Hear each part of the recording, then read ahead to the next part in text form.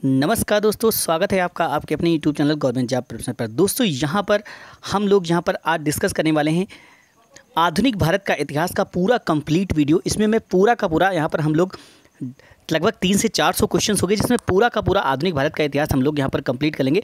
अगर आप लोग ये पूरा वीडियो शुरू से लेकर एंड तक देख लेते हैं तो आपको खुद में पता चल जाएगा कि यहाँ पर हम लोगों ने सारे के सारे जो इंपॉर्टेंट क्वेश्चंस हैं आधुनिक भारत को लेकर, जो एग्जाम्स में पूछे जाते हैं, वो सारे के सारे यहाँ पर पॉइंट हम लोग यहाँ पर कवर कर चुके होंगे।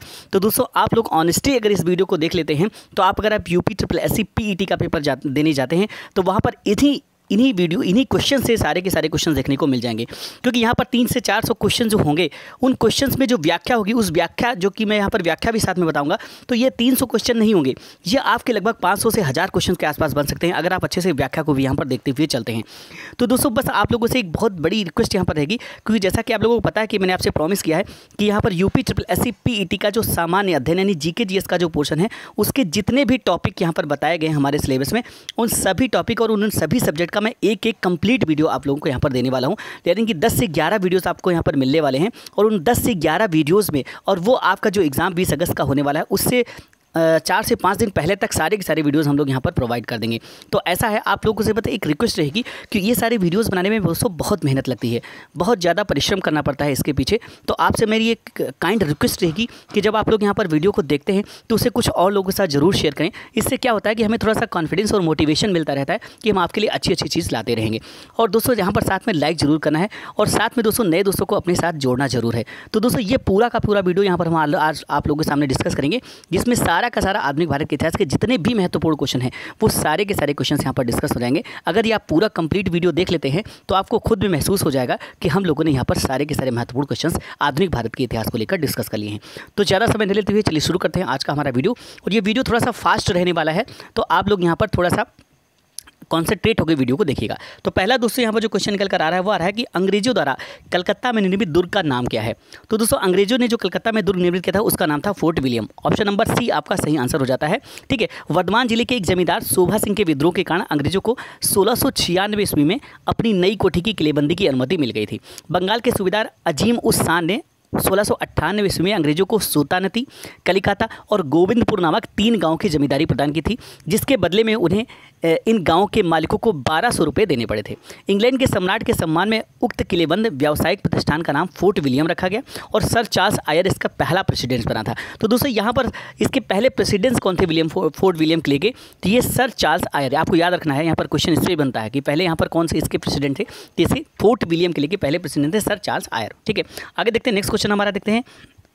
अगला दोस्तों यहाँ पर क्वेश्चन है कि निम्नलिखित में से कौन सा भारत आने वाला पहला अंग्रेजी जहाज है। तो इसमें से कौन सा जहाज है? तो आंसर आपका यहाँ पर हो जाएगा, मैं आपको बता देता हूँ। आंसर यहाँ पर जो आपका हो जाएगा रेड ड्रैगन। दोस्तों यहाँ पर बता दूँ कि कैप्टन हॉकिंस के नेतृत्व में हेक्टर नामक पहला अंग्रेजी जहाज जो है ये 1608 में सूरत के बंदरगाह पर आकर रुका था, तथा हॉकिंस की वह प्रथम अंग्रेज व्यक्ति था जिसने समुद्री मार्ग से भारत की भूमि पर कदम रखा था। ठीक है, तो इस तरह से यहाँ पर जो इसमें विकल्प दिए गए, इसमें हेक्टर नहीं है, और रेड ड्रैगन उसी जहाजी बेड़े में शामिल था जिसमें हेक्टर जहाज था। तो दोस्तों यहाँ पर मैं बता दूं कि कैप्टन हॉकिंस के नेतृत्व में हेक्टर नामक पहला जो अंग्रेजी जहाज है जो कि 1608 ईस्वी में सूरत बंदरगाह आकर रुका था। लेकिन यहाँ पर चूंकि ऑप्शंस में आपका हेक्टर जहाज की बात नहीं है, तो उसी बेड़े में यहाँ पर एक जहाज और शामिल था जो था रेड ड्रैगन। तो इस तरह से इसका जो ऑप्शन हो जाएगा वो हो जाएगा रेड ड्रैगन। ठीक है, आगे बढ़ते हैं। नेक्स्ट क्वेश्चन हमारा देखते हैं, भारत में डच का सबसे प्रारंभिक उपनिवेश कहाँ था। तो भारत में डच का जो सबसे प्रारंभिक उपनिवेश था वो था मसूलीपट्टनम, यानी कि ऑप्शन नंबर आपका यहाँ पर क्या हो जाएगा, मसूलीपट्टनम। ऑप्शन नंबर ए आपका सही आंसर यहाँ पर हो जाता है। भारत में डचों का जो सबसे प्रारंभिक उपनिवेश था ये था मसूलीपट्टनम में, जहाँ पर इन्होंने 1605 ईस्वी में अपना उपनिवेश स्थापित किया था। भारत में डचों की जो अन्य कोठियाँ थी इसमें हम ले सकते हैं पुलिकट की जो कि 1610 ईस्वी में, सूरत जो कि 1616 ईस्वी में, विमलीपट्टनम, चिंसुरा, कासिम बाजार, पटना, बालासोर, ये और भी यहाँ पर कुछ और महत्वपूर्ण यहाँ पर उपनिवेश थे जो डचों के द्वारा स्थापित किए गए थे। आगे देखते हैं, 1651 में मुगलों द्वारा बंगाल में किस स्थान पर ईस्ट इंडिया कंपनी को व्यापार करने और फैक्ट्री बनाने की अनुमति मिल गई थी। ठीक है, तो दोस्तों यहाँ पर बता दूं इसका जो आंसर हो जाएगा ये हो जाएगा आपका कासिम बाजार। ऑप्शन नंबर बी आपका यहाँ पर सही आंसर हो जाता है, कासिम बाजार। 1651 में मुगलों द्वारा बंगाल में कासिम बाजार और हुगली नामक स्थान पर ईस्ट इंडिया कंपनी को व्यापार करने और फैक्ट्री बनाने की अनुमति दी गई थी। ठीक है, आगे बढ़ते हैं, नेक्स्ट क्वेश्चन देखते हैं। अंग्रेजों ने निम्नलिखित स्थानों में से जिस क्रम में अपने व्यापार केंद्र स्थापित किए उनका सही कालानुक्रम क्या है? तो दोस्तों यहाँ पर सभी चीज़ों को आप लोगों को याद रखना है। तो दोस्तों यहाँ पर मैं बता दूँ, इसमें जैसे जो दिया गया है, तो देखिए यहाँ पर मैं बता दूँ कि अंग्रेजों ने इसमें जो सही अनुक्रम होगा सूरत में 1613 ईस्वी में स्थापित किया था।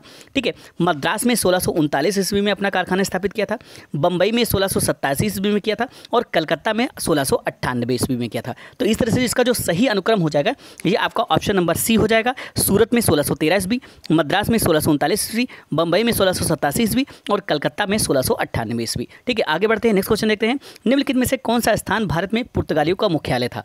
तो पुर्तगालियों का मुख्यालय इसमें से कौन सा था? ये था गोवा। ऑप्शन नंबर बी आपका सही आंसर हो जाता है। प्रारंभ में अल्फांसो द अल्बुकर द्वारा कोचीन को मुख्यालय बनाया गया था। ठीक है, अल्फांसो द अल्बुकर जो कि फ्रांसीसी गवर्नर था, तो अल्फांसो द अल्बुकर के द्वारा प्रारंभ में कोचीन को मुख्यालय बनाया गया था।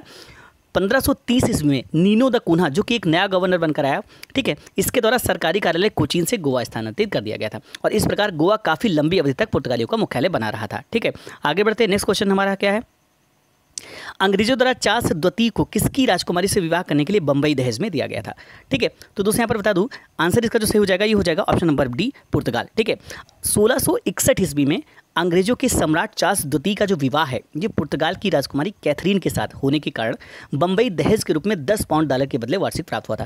दोस्तों यहाँ पर बात यह है कि जो चार्ल्स द्वितीय का जो विवाह है ये विवाह जो है पुर्तगाल की जो राजकुमारी थी कैथरीन इनके साथ हो गया था और इन्हें दहेज के रूप में यहाँ पर बंबई प्राप्त हुआ था, जिसको इन्होंने कंपनी को 10 पाउंड डॉलर वार्षिक के बदले यहाँ पर कंपनी को सौंप दिया था। ठीक है, आगे बढ़ते हैं, नेक्स्ट क्वेश्चन देखते हैं। भारत के लिए समुद्री मार्ग की खोज का श्रेय जाता है, तो भारत के लिए समुद्री मार्ग की खोज का जो श्रेय है ये आप सभी को पता है पुर्तगालियों को जाता है। ऑप्शन नंबर सी सही आंसर हो जाएगा।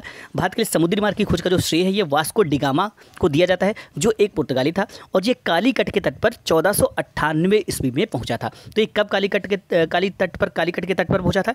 1498 ईस्वी में कालीकट के तट पर पहुंचा था और यहाँ के जो स्थानीय शासक थे जमोरिन, इन्होंने इसका स्वागत किया था जबकि स्थानीय व्यापारियों ने उसका विरोध किया था। ठीक है, आगे बढ़ते हैं, नेक्स्ट क्वेश्चन देखते हैं। पुर्तगाली यात्री वास्को डिगामा का कालीकट आने पर भव्य स्वागत करने वाले भारतीय राजा का नाम बताइए। तो मैंने अभी आप लोगों को यहाँ पर बताया, ऑप्शन नंबर सी सही आंसर हो जाएगा इसका, जमोरिन। ठीक है, आगे बढ़ते हैं, नेक्स्ट क्वेश्चन देखते हैं। केप ऑफ गुड होप के रास्ते भारत तक के समुद्री रास्ते की खोज किसने की थी? तो यही पुर्तगाली ये वास्को डिगामा ने की थी। केप ऑफ गुड होप के रास्ते भारत के समुद्री रास्ते की जो खोज है ये वास्को डिगामा के द्वारा की गई थी। ठीक है, और सर्वप्रथम 1498 ईस्वी में भारत के कालीकट के तट पर इसी मार्ग से वो आया हुआ था। ठीक है, आगे बढ़ते हैं, नेक्स्ट क्वेश्चन देखते हैं। भारत में सबसे पहले आने वाले और सबसे बाद जाने वाले कौन थे? तो ये इंपॉर्टेंट क्वेश्चन है, बहुत इंपॉर्टेंट क्वेश्चन है। तो दोस्तों यहाँ पर बता दूं, आंसर इसका जो होगा ये हो जाएगा ऑप्शन नंबर ए, पुर्तगाली। 1498 ईस्वी में वास्को डिगामा के भारत आगमन के साथ भारत में सर्वप्रथम विदेशी यूरोपियों के रूप में पुर्तगालियों का आगमन होता है। तो दोस्तों यहाँ पर मैं बता दूं कि सर्वप्रथम विदेशी यूरोपियों में कौन आए थे? तो ये आए थे पुर्तगाली सर्वप्रथम, जो कि 1498 में वास्को डिगामा के रूप में आए हुए थे। ठीक है, और भारत के क्षेत्रों में वे सबसे बाद में जो है ये गोवा से दिसंबर 1961 में गए थे। ठीक है, तो इस तरह से आंसर आपका हो जाएगा पुर्तगाली। आगे बढ़ते हैं, नेक्स्ट क्वेश्चन देखते हैं। भारत में पुर्तगाली सत्ता की वास्तविक नींव रखने वाले महानतम पुर्तगाली गवर्नर कौन थे? तो पुर्तगाली सत्ता की जो वास्तविक नींव रखने वाले महानतम पुर्तगाली गवर्नर थे ये थे अल्बुकर्क। ऑप्शन नंबर बी आपका सही आंसर हो जाता है। भारत में पुर्तगाली सत्ता के अगर वास्तविक संस्थापक की हम बात करें तो ये अल्बुकर्क थे और इनका शासनकाल 1509 ईस्वी से लेकर 1515 ईस्वी तक था और इसने भारत में एक प्रादेशिक शक्ति के रूप में पुर्तगाली राज्य की स्थापना की थी और इसने सबसे महत्वपूर्ण कार्य यह किया था कि इसने 1510 ईस्वी में गोवा को जीत लिया था और 1511 ईस्वी में मलक्का पर नियंत्रण कर लिया था और फारस की खाड़ी में हरमुज पर भी अधिकार कर लिया था। तो इस तरह से ये कुछ इसकी महत्वपूर्ण उपलब्धियां थी। तो यहाँ पर गोवा कब इसने जीता था? अल्बुकर्क ने जीता था और कब जीता था ये आपका बहुत इंपॉर्टेंट क्वेश्चन है। तो 1510 ईस्वी में इसने गोवा को जीत लिया था। आगे बढ़ते हैं, नेक्स्ट क्वेश्चन देखते हैं। गुरु गोविंद सिंह द्वारा खालसा पंथ की स्थापना किस वर्ष में की गई थी? तो इंपॉर्टेंट क्वेश्चन है, गुरु गोविंद सिंह के द्वारा खालसा पंथ की जो स्थापना है ये कब की गई थी? तो आंसर आपका हो जाएगा 1699 ईस्वी। ऑप्शन नंबर बी सही आंसर हो जाता है, गुरु गोविंद सिंह के द्वारा खालसा पंथ की। तो सबसे पहले खालसा पंथ की स्थापना किसके द्वारा की गई थी? तो ये की गई थी गुरु गोविंद सिंह के द्वारा और ये 1699 ईस्वी में की थी और इनके द्वारा आरंभ पाहुल प्रणाली में दीक्षित होने वाले व्यक्ति को खालसा कहा गया। अब गुरुपद समाप्त कर दिया गया और गुरु ग्रंथ साहिब को ही प्रमुख ग्रंथ के रूप में गुरु का स्थान प्रदान किया जाता है। ठीक है, तो यहाँ पर आंसर आपका हो जाएगा 1699 ईस्वी। ठीक है, देखिए ब्रिटिश को राजनीतिक शक्ति किसके बाद प्राप्त हुई थी? तो दोस्तों यहाँ पर एक क्वेश्चन आपका इंपॉर्टेंट ये है कि ब्रिटिश थे इनको राजनीतिक शक्ति किसके बाद प्राप्त हुई थी? तो राजनीतिक शक्ति प्लासी के युद्ध के बाद प्राप्त हो गई थी इनको। और किस सिख गुरु ने अमृतसर की आधारशिला रखी थी? तो ये गुरु रामदास ने रखी थी। अकाल तख्त का निर्माण किसने किया था? तो दोस्तों अकाल तख्त के निर्माण की बात करें तो गुरु गोविंद सिंह ने किया था, यानी ऑप्शन नंबर सी सही आंसर हो जाता है। ये गुरु गोविंद सिंह जो थे ये सिखों के छठे गुरु थे, गुरु गोविंद सिंह, और इन्होंने अकाल तख्त की स्थापना की थी और इन्होंने सिखों को एक लड़ाकू जाति के रूप में बदल दिया था और इन्होंने अमृतसर की रक्षा हेतु लौहगढ़ किले का भी निर्माण कराया था। तो ये कुछ इनके इंपॉर्टेंट फैक्ट आपको याद रखने हैं। पहली बात तो ये छठे गुरु थे, दूसरी चीज़ इन्होंने अकाल तख्त की स्थापना की थी, तीसरी चीज़ ये सिखों को इन्होंने एक लड़ाकू जाति के रूप में बदल दिया था और इन्होंने अमृतसर की रक्षा के लिए लौहगढ़ में एक किले का निर्माण भी कराया था। आगे बढ़ते हैं, नेक्स्ट क्वेश्चन देखते हैं। हमारा अगला क्वेश्चन है गुरु नानक का जन्म स्थान कौन सा था? तो गुरु नानक का जन्म स्थान था तलवंडी, ऑप्शन नंबर डी सही आंसर हो जाता है। गुरु नानक का जो जन्म स्थान है ये वर्तमान पाकिस्तान के तलवंडी जो कि ननकाना साहिब है, यहाँ पर 1469 ईस्वी में हुआ था। तो इनका जन्म कब हुआ था? 1469 ईस्वी में गुरु नानक जी का जन्म हुआ था और इनके पिता का नाम कालू मेहता और माता का नाम तृप्ता देवी था, याद रखना है ये आप लोगों को। आगे बढ़ते हैं, नेक्स्ट क्वेश्चन है गुरु नानक का उत्तराधिकारी कौन है? तो दोस्तों गुरु नानक के जो उत्तराधिकारी थे ये थे Guru Angad, option number A आपका सही आंसर हो जाता है। गुरु नानक के जो उत्तराधिकारी थे ये थे गुरु अंगद और इनका शासनकाल था 1539 से लेकर 1552 ईस्वी और उन्होंने खादुर में गुरु गद्दी बनवाई थी। ठीक है, अगला क्वेश्चन देखते हैं, नेक्स्ट क्वेश्चन देखते हैं। किस सिख गुरु ने स्वयं को सच्चा बादशाह कहा था? बहुत इंपॉर्टेंट क्वेश्चन है। तो सच्चा बादशाह कहने वाले थे गुरु अर्जुन देव, ऑप्शन नंबर डी आपका सही आंसर यहाँ पर हो जाता है। गुरु अर्जुन देव ने स्वयं को सच्चा बादशाह कहा था और इन्होंने 1604 ईस्वी में आदि ग्रंथ की रचना की थी। खुसरो को समर्थन देने के कारण जहांगीर ने 1606 ईस्वी में इन्हें मृत्युदंड दे दिया था। तो इनके बारे में आपको इंपॉर्टेंट याद रखना है कि सच्चा बादशाह अर्जुन देव ने स्वयं को कहा था और इन्होंने 1604 ईस्वी में आदि ग्रंथ की रचना की थी और खुसरो को समर्थन देने की वजह से जहांगीर के द्वारा 1606 ईस्वी में इन्हें मृत्युदंड दिया गया था। तो जहांगीर के द्वारा मृत्युदंड किसे दिया गया था? तो गुरु अर्जुन देव को दिया गया था। ठीक है, आगे बढ़ते हैं, नेक्स्ट क्वेश्चन देखते हैं। किस सिख गुरु ने स्वयं को सच्चा बादशाह, ये तो रिपीटेड क्वेश्चन है यहाँ पर, गुरु अर्जुन देव हो जाएगा ऑप्शन इसका सही। नेक्स्ट क्वेश्चन देखते हैं, सिखों का अंतिम गुरु निन्यानवे से कौन सा था? तो सिखों के अंतिम गुरु थे ये थे गुरु गोविंद सिंह, ऑप्शन नंबर आपका एक तरह से यहाँ पर सी सही आंसर हो जाता है। गुरु गोविंद सिंह ये सिखों के कौन से अंतिम गुरु थे? ठीक है, तो सिखों के अंतिम गुरु यानी कि 10वें गुरु थे, यही सिखों के अंतिम गुरु थे और ये थे गुरु गोविंद सिंह और इन्होंने गुरुपद 1675 में समाप्त किया था। यानी इनके कहने का मतलब ये है, गुरुपद समाप्त करने का मतलब ये है कि इसके बाद इन्होंने ये बताया कि अब आगे कोई यहाँ पर गुरु नहीं रहेगा, इन्होंने सिर्फ यहाँ पर उस ग्रंथ को रख दिया गुरु नानक साहब को और उसी को यहाँ पर इन्होंने बताया कि यही अब हमारा मार्गदर्शन करेगी। ठीक है, तो जिस पर ये अपनी और यहाँ पर बता दूं कि इनका जो है गुरुपद 1675 में इन्होंने समाप्त कर दिया था और जिस पर ये अपनी मृत्यु 1708 ईस्वी तक बने रहे थे। ठीक है, आगे बढ़ते हैं। गुरु ग्रंथ साहिब को ही इन्होंने बाद में गुरु मान लिया और उसी के हिसाब से आगे की चीज़ें चलने लगी थी। रणजीत सिंह की राजनीतिक राजधानी लाहौर थी, किस नगर को उसकी धार्मिक राजधानी कहा जाता है? तो ये भी इंपॉर्टेंट क्वेश्चन है। तो दोस्तों यहाँ पर आंसर आपका हो जाएगा अमृतसर। अमृतसर रणजीत सिंह की धार्मिक राजधानी थी और राजनीतिक राजधानी रणजीत सिंह ने लाहौर को बना रखा था। ठीक है, तो दोस्तों यहाँ पर बता दूं कि रणजीत सिंह की राजनीतिक राजधानी थी लाहौर और जबकि धार्मिक राजधानी थी अमृतसर और इनका शासनकाल जो था ये 1801 ईस्वी से लेकर 1839 ईस्वी तक रहा था। ठीक है, आगे बढ़ते हैं, नेक्स्ट क्वेश्चन देखते हैं। किस गवर्नर जनरल ने रोपड़ में रणजीत सिंह का बड़े सम्मान के साथ स्वागत किया था? इंपॉर्टेंट क्वेश्चन है, तो आंसर आपका हो जाएगा William Bentinck, option number B आपका सही आंसर यहाँ पर हो जाता है। गवर्नर जनरल जो विलियम बेंटिक था 1831 ईस्वी में इसने रोपड़ में रणजीत सिंह का बड़े सम्मान के साथ स्वागत किया था। आगे बढ़ते हैं, नेक्स्ट क्वेश्चन देखते हैं। नादिर शाह के आक्रमण के समय दिल्ली का शासक निम्नलिखित में से कौन सा था? तो इसका आंसर हो जाएगा Mohammad Shah, option number A आपका सही आंसर हो जाता है।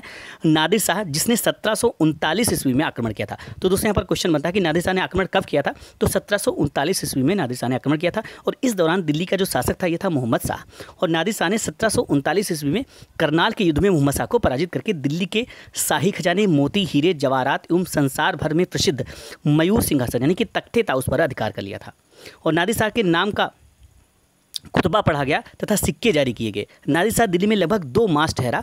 वापस जाते समय नादिर शाह ने मोहम्मद शाह को पुनः मुगल साम्राज्य का सम्राट घोषित कर दिया, खुतबा पढ़ने और सिक्के चलाने का अधिकार भी लौटा दिया। तो इस तरह से यहाँ पर नादिर शाह के बारे में आपको ये चीज़ें याद रखनी है। आगे बढ़ते हैं, नेक्स्ट क्वेश्चन देखते हैं। निम्नलिखित में से किस लड़ाई में नादिर शाह ने मुगल सम्राट मोहम्मद शाह को पराजित किया था? तो अभी मैंने आपको बताया कि करनाल के युद्ध में पराजित किया था, ऑप्शन नंबर आपका बी यहाँ पर सही आंसर हो जाता है। ठीक है, करनाल के युद्ध में, और ये करनाल का युद्ध कब लड़ा गया था? तो एग्जैक्ट इसकी डेट है 13 फरवरी 1739 ईस्वी और इसमें ही इसने मोहम्मद शाह को पराजित किया था। ठीक है, और नादिर शाह को ही ईरान का नेपोलियन भी कहा जाता है, ये आप लोगों को यहाँ पर याद रखना है। ठीक है, तो ये इसके कुछ इंपॉर्टेंट पॉइंट्स हो जाते हैं। आगे बढ़ते हैं, नेक्स्ट क्वेश्चन है। अवध के स्वायत्त राज्य का संस्थापक कौन था? तो दोस्तों इसका संस्थापक था सादत खां, ऑप्शन नंबर बी सही आंसर हो जाता है। अवध राज्य अंग्रेजी और मराठा राज्यों के बीच में था और ये पश्चिम में कन्नौज से लेकर पूर्व में कर्मनासा नदी तक फैला हुआ था और इसे बफर राज्य के रूप में जाना जाता था। अवध राज्य ने अंग्रेजी साम्राज्य के पोषण में धाय की भूमिका निभाई। अवध के स्वतंत्र राज्य का संस्थापक जात सादत खां। ठीक है, बुरहानुन मुल्क इसका भी नाम था, ये था। ठीक है, नेक्स्ट क्वेश्चन देखते हैं। दूसरे एंग्लो मैसूर युद्ध में गवर्नर जनरल कौन था? तो दूसरे एंग्लो मैसूर युद्ध में गवर्नर जनरल था Warren Hastings. Option number D आपका सही आंसर हो जाता है। द्वितीय एंग्लो मैसूर युद्ध जो कि 1780 से लेकर 1784 ईस्वी तक लगाया था, इस समय बंगाल का गवर्नर जनरल था वॉरेन हेस्टिंग। 1774 से 1785 इसका कार्यकाल था। ठीक है, और इस युद्ध के दौरान घायल होने के कारण 7 दिसंबर 1782 को हैदर अली की मृत्यु हो गई थी। ठीक है, आगे बढ़ते हैं, नेक्स्ट क्वेश्चन देखते हैं। टीपू सुल्तान कहाँ का शासक था? तो दोस्तों जो टीपू सुल्तान था ये मैसूर का शासक था। टीपू सुल्तान जो था ये मैसूर का शासक था और 20 नवंबर 1750 में जन्मे टीपू सुल्तान का जो पूरा नाम था ये था सुल्तान फतेह अली खान साहब। ठीक है, ये अपने पिता हैदर अली की मृत्यु के बाद 1782 में मैसूर का शासक बना था। आगे बढ़ते हैं, नेक्स्ट क्वेश्चन देखते हैं। ब्लैक होल त्रैजेडी कहाँ घटी थी? तो दोस्तों यहाँ पर बता दूँ कि ब्लैक होल ट्रेजेडी के बारे में बात करते हैं तो इसे काल कोठरी की घटना भी कहा जाता है। काल कोठरी की जो घटना है यानी कि ब्लैक होल ट्रेजेडी, ये पश्चिम बंगाल में 20 जून 1756 को घटित हुई थी। बहुत इंपॉर्टेंट है, ध्यान रखिएगा ये डेट, 20 जून 1756 ईस्वी को घटित हुई थी। इसमें 123 अंग्रेजों को एक छोटे से कमरे में तथाकथित कैद किया गया था, जिसके परिणाम स्वरूप उनमें से अधिकांश लोगों की मृत्यु हो गई थी। ठीक है, नेक्स्ट क्वेश्चन देखते हैं। 1757 में प्लासी के युद्ध में सिराजुद्दौला के साथ किसने विश्वासघात किया था? तो प्लासी के युद्ध में 1757 में सिराजुद्दौला के साथ जो विश्वासघात किया था ये किया था मीर जाफ़र ने। ठीक है, किसने किया था? मीर जाफ़र ने। 23 जून 1757 को जो प्लासी का युद्ध हुआ था इसमें सिराजुद्दौला के साथ मीर जाफ़र ने विश्वासघात किया था और इस युद्ध में मीर जाफ़र नवाब का सेना नायक था और इस युद्ध के बाद कंपनी को 24 परगने की जमींदारी प्राप्त हो गई थी। नेक्स्ट क्वेश्चन देखते हैं। प्लासी के युद्ध के समय बंगाल का नवाब कौन था? तो प्लासी के युद्ध के समय मैंने अभी आपको बताया कि बंगाल का नवाब था सिराजुद्दौला। ऑप्शन नंबर ए आपका सही आंसर हो जाता है। नेक्स्ट क्वेश्चन देखते हैं। प्लासी के युद्ध के समय बंगाल का नवाब कौन था? तो ये था सिराजुद्दौला। अगला क्वेश्चन देखते हैं। ब्रिटिश ने पंजाब को निम्नलिखित में से किस सन में अपने राज्य में मिलाया था? तो इसका आंसर जो हो जाएगा ये हो जाएगा 1849 ईस्वी में। दोस्तों यहाँ पर बता दूं कि लॉर्ड डलहौजी ने गुजरात युद्ध के बाद 1849 में पंजाब का विलय ब्रिटिश साम्राज्य में कर लिया था और 1849 में पंजाब की प्रशासनिक व्यवस्था 3 सदस्यों की एक कमेटी को सौंप दी गई थी। हेनरी लॉरेंस को प्रशासनिक व्यवस्था, जॉन लॉरेंस को भू राजस्व प्रबंध और चार्ल्स मैशन को न्याय विभाग का अध्यक्ष बनाया गया और इस प्रकार पंजाब राज्य ब्रिटिश राज्य का अंग बन गया था। नेक्स्ट क्वेश्चन देखते हैं। नेक्स्ट हमारा क्वेश्चन है, पुर्तगाली संस्कृत के अवशेष भारत में कहाँ पाए जाते हैं?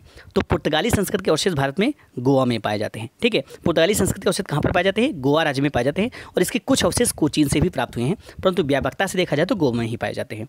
नेक्स्ट क्वेश्चन देखते हैं। निम्नलिखित में से किसी युद्ध में अंग्रेजों ने फ्रांसीसियों को पूरी तरह से परास्त कर दिया था? तो दोस्तों यहाँ पर बता दूँ ये युद्ध था वांडीवास का युद्ध। ऑप्शन नंबर आपका ए यहाँ पर सही आंसर हो जाता है। वांडीवास के युद्ध में फ्रांसीसियों ने अंग्रेजों को पूरी तरह से पराजित कर दिया था। ठीक है, नेक्स्ट क्वेश्चन देखते हैं। निम्नलिखित में से किस युद्ध से भारत में फ्रांसीसियों की भागी का निर्णय हुआ था?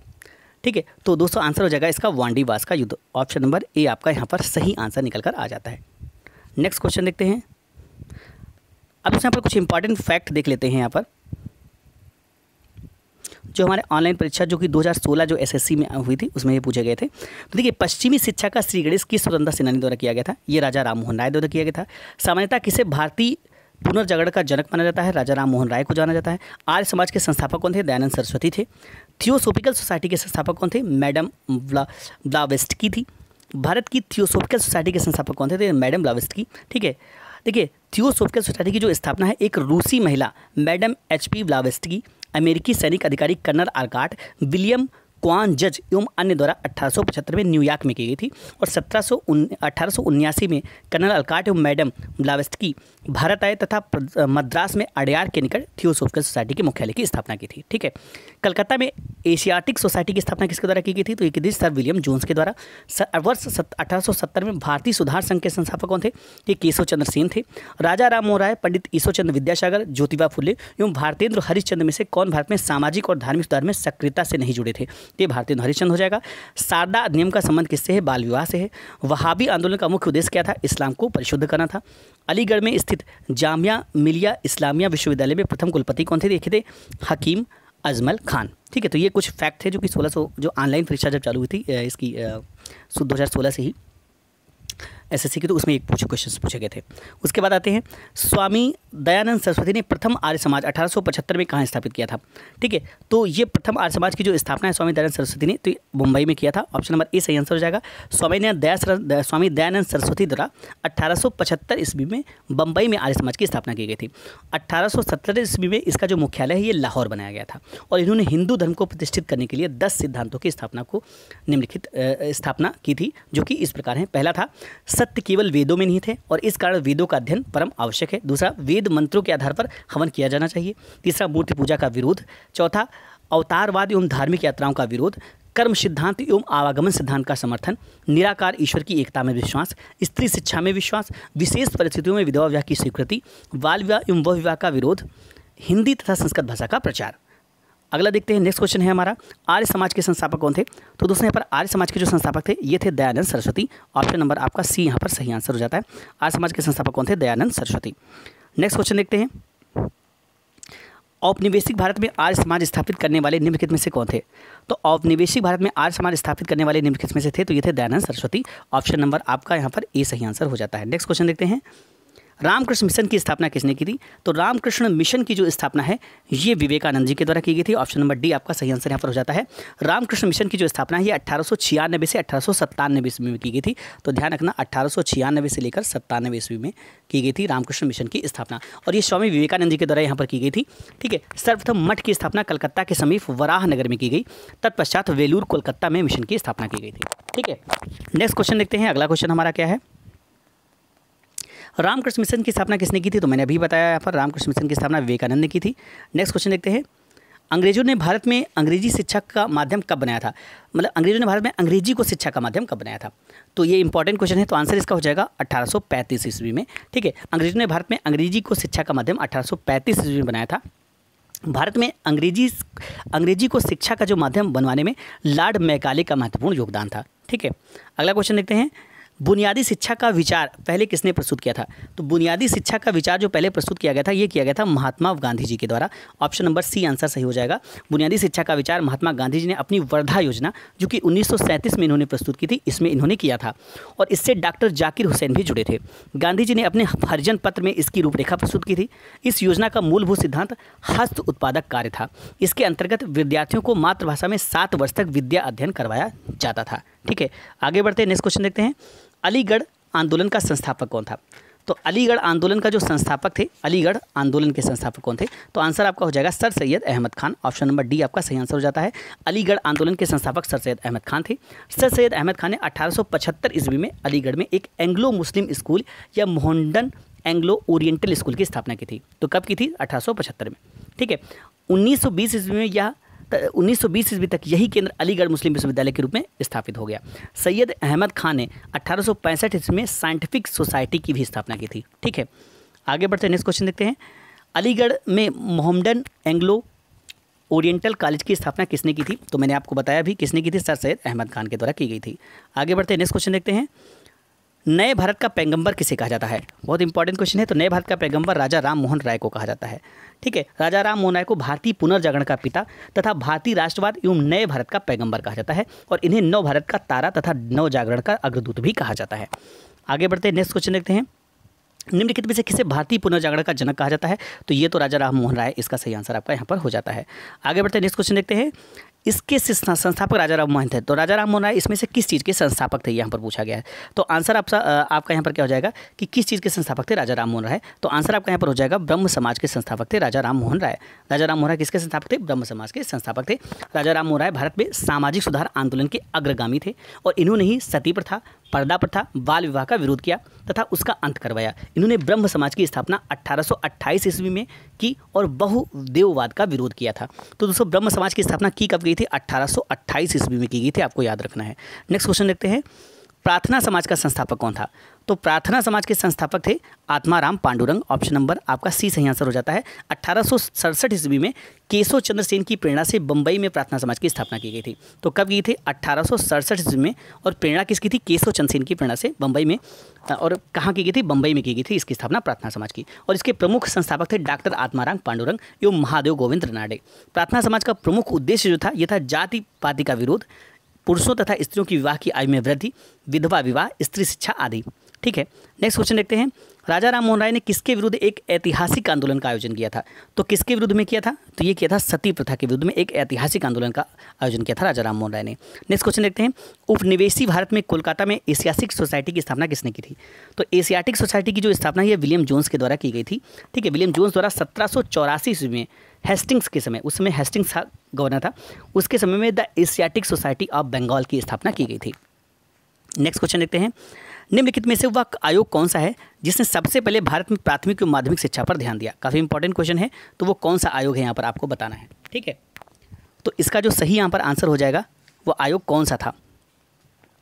तो इसका जो हो जाएगा आंसर आपका हो जाएगा, ये हो जाएगा ऑप्शन नंबर बी, चार्ल्स आयोग। ठीक है दोस्तों, यहाँ पर बता दूँ कि सर्वप्रथम चार्ल्स वुड आयोग, ठीक है, में प्राथमिक एवं माध्यमिक शिक्षा पर ध्यान दिया गया था। और इस आयोग ने सुझाव दिया था कि ग्राम स्तर पर देसी भाषा के माध्यम से अध्ययन के लिए प्राथमिक पाठशालाएं स्थापित की जाए और उनसे ऊपर जिला स्तर पर एंग्लो वर्नाक्युलर हाई स्कूल एवं संबंधित कॉलेज खोले जाएं। ठीक है, नेक्स्ट क्वेश्चन देखते हैं।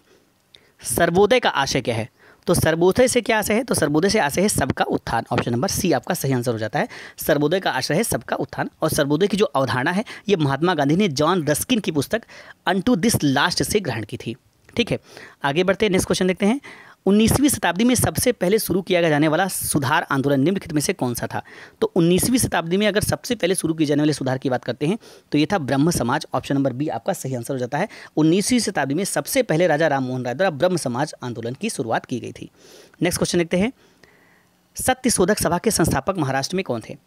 तो ये थे यहाँ पर ज्योतिबा फुल्ले। ऑप्शन नंबर आपका डी सही आंसर हो जाता है। सत्यशोधक समाज की अगर स्थापना की बात करते हैं तो 1873 ईस्वी में स्थापित किया गया था सत्यशोधक समाज, और इसमें ज्योतिबा फुल्ले ने की थी और जिसमें मानव अधिकारों एवं जाति प्रथा के उन्मूलन पर बल दिया गया था। नेक्स्ट क्वेश्चन देखते हैं। औपनिवेशिक भारत में निम्नलिखित विधवाओं के लिए शारदा सदन की स्कूल की स्थापना किसने की थी?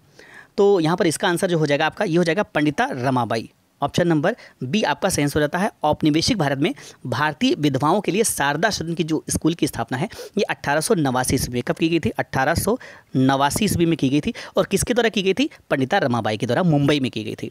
ठीक है, नेक्स्ट क्वेश्चन देखते हैं। अब यहाँ पर देखिए फिर से कुछ देख लेते हैं ऑनलाइन क्वेश्चन से यहाँ पर जो कुछ पूछे गए थे। सरोजनी नायडू को नाइटिंगेल ऑफ इंडिया का खिताब किसने दिया था? ये महात्मा गांधी ने दिया था। ठीक है, काफ़ी इंपॉर्टेंट ये क्वेश्चन हैं, ध्यान रखने हैं आपको। अब यहाँ पर कुछ सही सुमेलन यहाँ पर आपको करने हैं। तो देखिए यहाँ पर कुछ दिए गए हैं, जैसे कि वंदे मातरम, इसको अरविंद घोष ने लिखा। वंदे मातरम इसके संपादक थे अरविंद घोष। न्यू इंडिया इसके संपादक बिपिन चंद्रपाल। युगांतर भूपेन्द्र नाथ दत्त और संस्था ब्रह्म बांधव उपाध्याय। ठीक है, धरती सभी के लालच के लिए नहीं बल्कि सभी की आवश्यकताओं की पूर्ति के लिए पर्याप्त साधन उपलब्ध कराती है। ये कथन किसका था? तो ये था महात्मा गांधी जी का कथन था। और इंकलाब जिंदाबाद का नारा किसने दिया था? तो ये दिया था भगत सिंह ने। ठीक है, नेक्स्ट है वंदे मातरम गीत किस पुस्तक से लिया गया है? तो आनंद मठ से लिया गया है। अगला है प्रसिद्ध कृति आनंद मठ के रचयिता कौन थे? तो ये थे श्री बंकिम चंद्र चटर्जी। ठीक है, आगे देखते हैं, नेक्स्ट क्वेश्चन देखते हैं। वर्षों पहले हमने नियति के साथ एक वादा किया था और अब वह वादा पूरा करने का समय आ गया है। ये शब्द 14 अगस्त 1947 की रात में किसने कहे थे? तो ये जो शब्द हैं ये जवाहरलाल नेहरू के द्वारा कहे गए थे। ठीक है, काफ़ी इंपॉर्टेंट क्वेश्चन है। तो ये जो शब्द है ये 14 अगस्त 1947 को आधी रात को जवाहरलाल नेहरू के ट्रस्ट विद डेस्टिनी भाषण का एक अंश है। ठीक है, नेक्स्ट क्वेश्चन देखते हैं। The Indian war of independence नामक पुस्तक के लेखक कौन थे? तो the Indian war of independence नामक पुस्तक के जो लेखक थे ये थे वी.डी. सावरकर। ठीक है, the Indian war of independence पुस्तक के लेखक कौन थे? वी.डी. सावरकर। आगे बढ़ते हैं, नेक्स्ट क्वेश्चन देखते हैं। किसने कहा था स्वाद का वास्तविक स्थान जिह्वा नहीं बल्कि मन है? तो ये किसके द्वारा कहा गया था? तो ये कहा गया था महात्मा गांधी जी के द्वारा। ठीक है, नेक्स्ट क्वेश्चन देखते हैं। यह विचार किसने विकसित किया था कि साधन ही उद्देश्यों का औचित्य बनाते हैं? तो यह विचार किसके द्वारा कहा गया था? तो ये कहा गया था महात्मा गांधी के द्वारा। ऑप्शन नंबर डी आपका सही आंसर हो जाता है। नेक्स्ट है किसने कहा था सत्य परम तत्व है और वह ईश्वर है? ठीक है, तो ये भी किसके द्वारा कहा गया था? महात्मा गांधी यानी कि मोहनदास करमचंद गांधी जी के द्वारा। सत्य और अहिंसा गांधी जी का मूल मंत्र था। गांधी जी अहिंसा को साधन तथा सत्य को साध्य कर मानते थे। गांधी जी का ये मानना था कि सत्य अमर है और कभी भी मर नहीं सकता। गांधी जी ने लिखा है सत्य के अतिरिक्त मेरा अन्य कोई ईश्वर नहीं है जिसकी मैं सेवा करूं। सिवाय सत्य के मैं अन्य किसी की भक्ति नहीं करता और न ही किसी अन्य का अनुशासन मानता हूं। ठीक है, नेक्स्ट क्वेश्चन देखते हैं।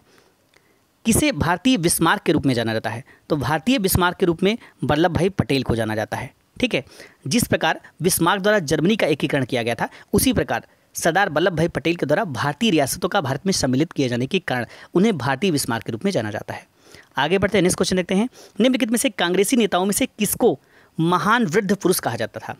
तो ये बहुत इंपॉर्टेंट क्वेश्चन है। तो ये कहा जाता था दादा भाई नौरोजी जी को। दादा भाई नौरोजी को महान वृद्ध पुरुष, grand old man of India कहा जाता था। ये प्रथम भारतीय थे जिन्होंने 1892 ईस्वी में उदारवादी दल की ओर से ब्रिटेन के हाउस ऑफ कॉमन्स का सदस्य चुना गया था। तो बहुत इंपॉर्टेंट क्वेश्चन है। इन्हें वो ऐसे कौन व्यक्ति थे जिन्हें ब्रिटेन के हाउस ऑफ कॉमन्स का सदस्य चुना गया था? तो ये थे दादा भाई नौरोजी और इन्हों को grand old man of India कहा जाता था। और कब चुना गया था इन्हें? 1892 ईस्वी में चुना गया था। ठीक है, और इन्होंने ही सर्वप्रथम भारत में राष्ट्रीय आय के आंकड़ों की गणना करने का प्रयास किया था। और इन्होंने रहनुमाई मजदयासन सभा तथा ईस्ट इंडिया एसोसिएशन की स्थापना की तथा 1867 से 68 में अपनी रचना poverty and un British rule in India में धन अपवाह यानी कि ड्रेन ऑफ वेल्थ सिद्धांत प्रस्तुत किया था, जिसमें यह दर्शाया कि किस प्रकार भारतीय धन ब्रिटेन द्वारा लूटा जा रहा था। ठीक है, नेक्स्ट क्वेश्चन है, भारत के सम्मानीय बुजुर्ग दादाजी के नाम से कौन विख्यात है? तो दादा भाई नौरोजी को जाना जाता है। नेक्स्ट क्वेश्चन देखते हैं। अगला है, भारत में राष्ट्रीय आय का आकलन सबसे पहले किसने किया था? तो ये भी दादा भाई नौरोजी के द्वारा किया गया था। अगला क्वेश्चन देखते हैं, ब्रिटिश हाउस ऑफ कॉमन्स में चुनने वाले पहले भारतीय कौन थे? तो ये भी हमारे दादा भाई नौरोजी थे। अगला नेक्स्ट क्वेश्चन देखते हैं, भारत में ब्रिटेन की ओर संपत्ति के अभाव यानी कि ड्रेन थ्योरी का सिद्धांत किसके द्वारा प्रतिपादित किया गया था? तो ये भी दादा भाई नौरोजी के द्वारा प्रतिपादित किया गया था। नेक्स्ट है, भारत का दादा ग्रैंड ओल्ड मैन किसे कहा जाता है? तो ये भी दादा भाई नौरोजी को ग्रैंड ओल्ड मैन के नाम से जाना जाता है। आगे बढ़ते हैं, नेक्स्ट क्वेश्चन देखते हैं, निम्नलिखित का यहाँ पर मिलान कीजिए। तो बहुत इंपॉर्टेंट है, इसमें आपको सही मिलान यहाँ पर करना है। तो दोस्तों यहाँ पर बता दूं कि सीमांत गांधी के नाम से किसे जाना जाता है? तो अब्दुल गफ्फार खां को सीमांत गांधी के नाम से जाना जाता है। ठीक है, नेक्स्ट है आपका, भारत का सबसे वृद्ध व्यक्ति कौन थे? ये थे दादा भाई नौरोजी। ठीक है, नेक्स्ट है आपका महामना, तो ये थे महामना मदन मोहन मालवीय। और भारत का लौह पुरुष के नाम से किसे जाना जाता है? एक मिनट, सॉरी दोस्तों,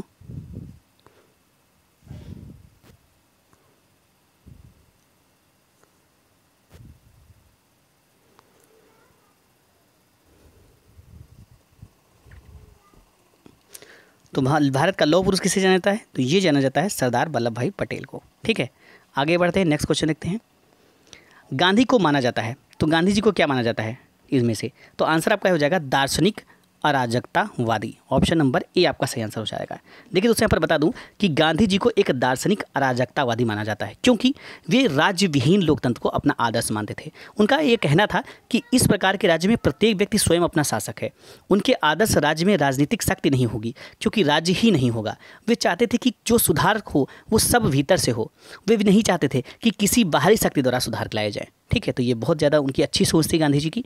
नेक्स्ट क्वेश्चन है, जब महात्मा गांधी की हत्या हुई तब किसने कहा था कि कोई विश्वास नहीं करेगा कि ऐसे शरीर और आत्मा वाला कोई आदमी कभी इस धरती पर चला था? तो इसका ये किसके द्वारा कहा गया था? तो ये कहा गया था अल्बर्ट आइंस्टीन के द्वारा कहा गया था, जो कि उस समय के विख्यात साइंटिस्ट थे। नेक्स्ट क्वेश्चन देखते हैं, महात्मा गांधी अर्धनग्न फकीर हैं, उस व्यक्ति उक्त युक्ति किसने कहा था? ठीक है, तो ये आंसर इसका जो हो जाएगा ये हो जाएगा आपका विंस्टन चर्चिल के द्वारा ये कहा गया था। ठीक है, नेक्स्ट क्वेश्चन देखते हैं, करेंगे या मरेंगे, गांधी जी ने राष्ट्र को यह मंत्र किस जन आंदोलन के अवसर पर दिया था? तो ये जो है करो या मरो का जो नारा है कब दिया गया था? तो ये दिया गया था भारत छोड़ो आंदोलन के समय। ठीक है, करेंगे या मरेंगे यानी कि करो या मरो, और अंग्रेजों भारत छोड़ो का जो प्रसिद्ध नारा है ये गांधी जी ने भारत छोड़ो आंदोलन के अवसर पर दिया था। और ये जो आंदोलन है ये कब हुआ था? तो ये हुआ था अगस्त 1942 में। कब हुआ था? अगस्त 1942 में ये आंदोलन हुआ था। नेक्स्ट क्वेश्चन देखते हैं आगे, इंकलाब जिंदाबाद का नारा किसने दिया था? तो इंकलाब जिंदाबाद का नारा किसके द्वारा दिया गया था? तो ये नारा दिया गया था किसके द्वारा? भगत सिंह के द्वारा दिया गया था। ऑप्शन नंबर सी आपका सही आंसर हो जाता है। नेक्स्ट क्वेश्चन है, वापस वेदों की ओर का आह्वान किया गया था, तो वापस वेदों की ओर लौटो, ये इसका जो आह्वान है ये किसके द्वारा किया गया था? तो ये किसके द्वारा किया गया था? तो इसका आंसर हो जाएगा स्वामी दयानंद सरस्वती जी के द्वारा किया गया था। ठीक है, यहाँ पर बता दूं कि स्वामी दयानंद सरस्वती ने वापस वेदों की ओर लौटो, बैक टू द वेदास का आह्वान किया था। ठीक है, और ये आर्य समाज के संस्थापक थे। ठीक है, इन्होंने वेदों को ईश्वरीय ज्ञान मानते हुए वैदिक धर्म को पुनः स्थापित करने का प्रयास किया था। नेक्स्ट क्वेश्चन देखते हैं, राष्ट्रीय संघर्ष के दौरान प्रसिद्ध समाचार पत्र केसरी का संस्थापक कौन था? तो केसरी की जो संस्थापक कौन थे ये आपको यहाँ पर बताना है। आंसर इसका हो जाएगा लोकमान्य तिलक। राष्ट्रीय संघर्ष के दौरान प्रसिद्ध समाचार पत्र केसरी एवं मराठा के जो संस्थापक थे ये संस्थापक लोकमान्य तिलक थे। नेक्स्ट क्वेश्चन देखते हैं, भगवत गीता का अंग्रेजी में अनुवाद करने वाले वाला पहला यूरोपीय कौन था? बहुत इंपॉर्टेंट क्वेश्चन है दोस्तों। तो ये जो पहले यूरोपीय थे ये थे चार्ल्स विल्किंस। ठीक है, भगवत गीता का अंग्रेजी में अनुवाद करने वाले पहले यूरोपीय थे वो थे चार्ल्स विल्किंस। और भगवत गीता का अंग्रेजी में जो अनुवाद है 1785 ईस्वी में विल्किंस ने किया था।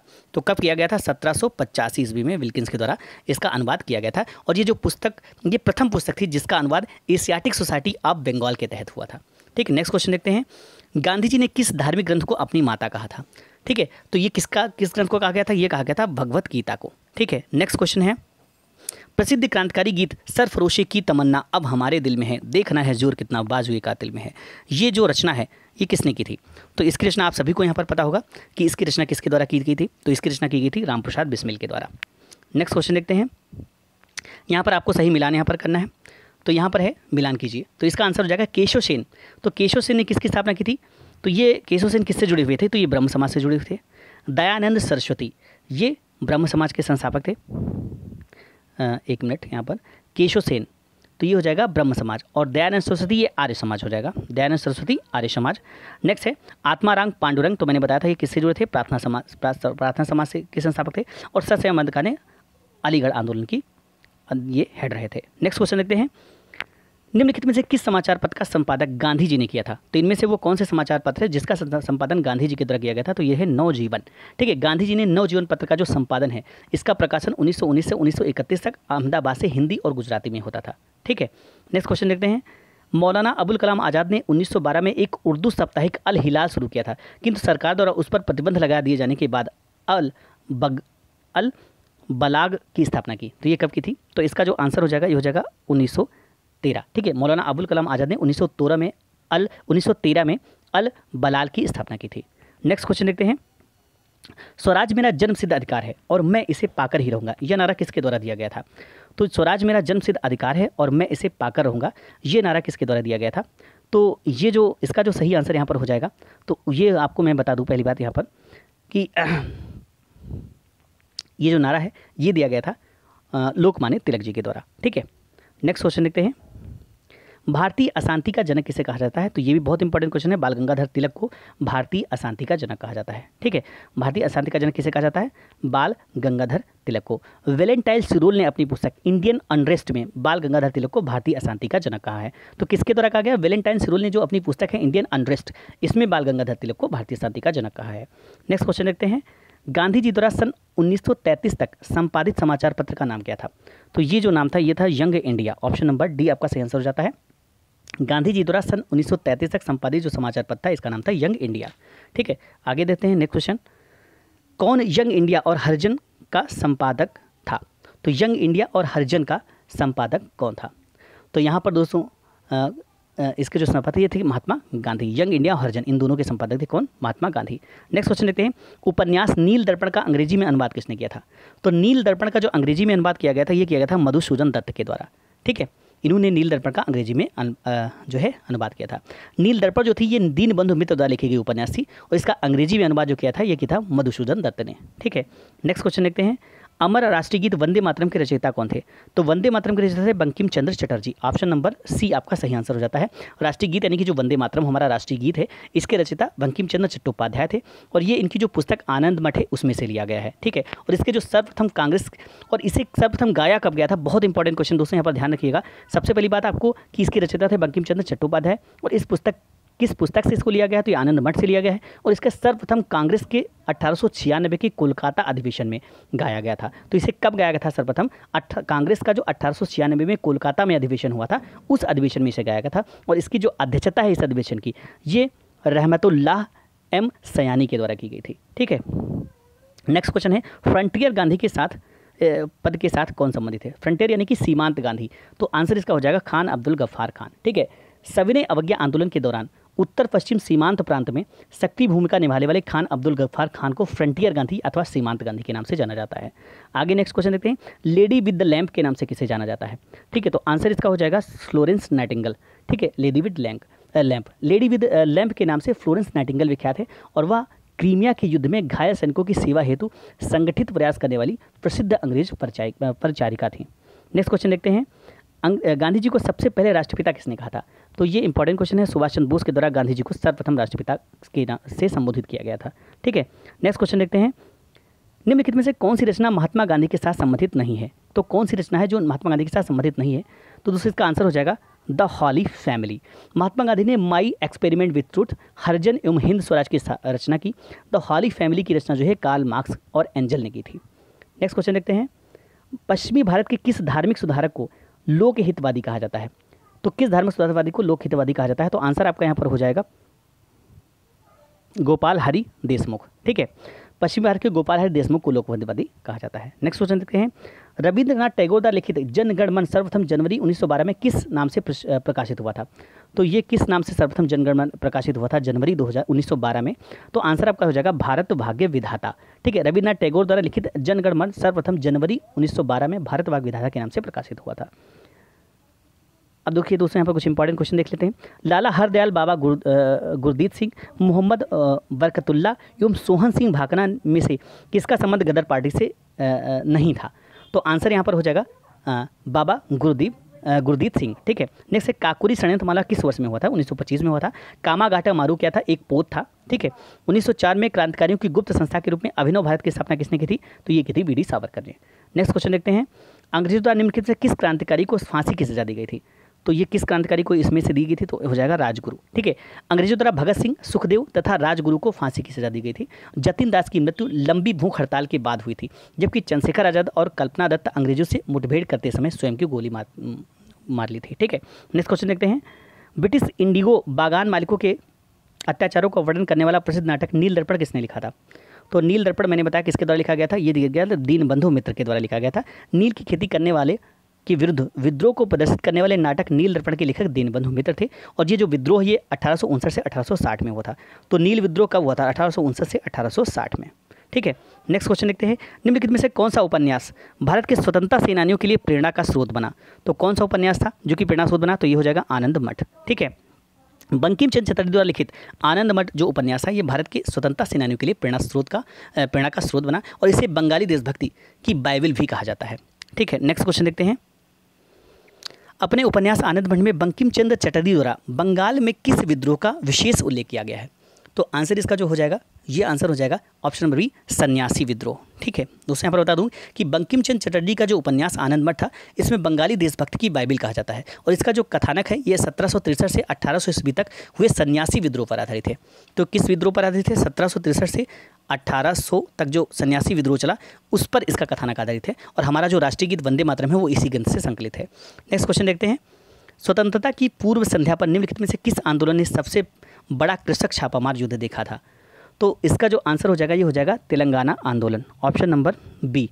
दूसरा, स्वतंत्रता के पूर्व हुए किसान आंदोलनों में सबसे बड़ा कृषक छापामार युद्ध तेलंगाना आंदोलन ने देखा था। तेलंगाना के विद्रोह का तत्कालिक कारण पुलिस द्वारा कमरैया की हत्या थी। नेक्स्ट क्वेश्चन देखते हैं, अरविंद को किस मामले में गिरफ्तार किया गया था? तो दोस्तों आंसर इसका हो जाएगा अलीपुर बम मामला में।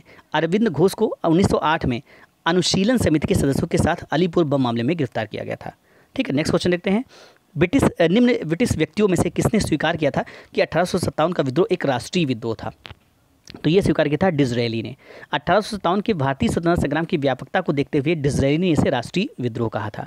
ठीक है, नेक्स्ट क्वेश्चन देखते हैं, 1908 में अंग्रेजों द्वारा कैद किए गए कर लिए जाने पर बंगाल गंगाधर तिलक को कहाँ भेजा गया था?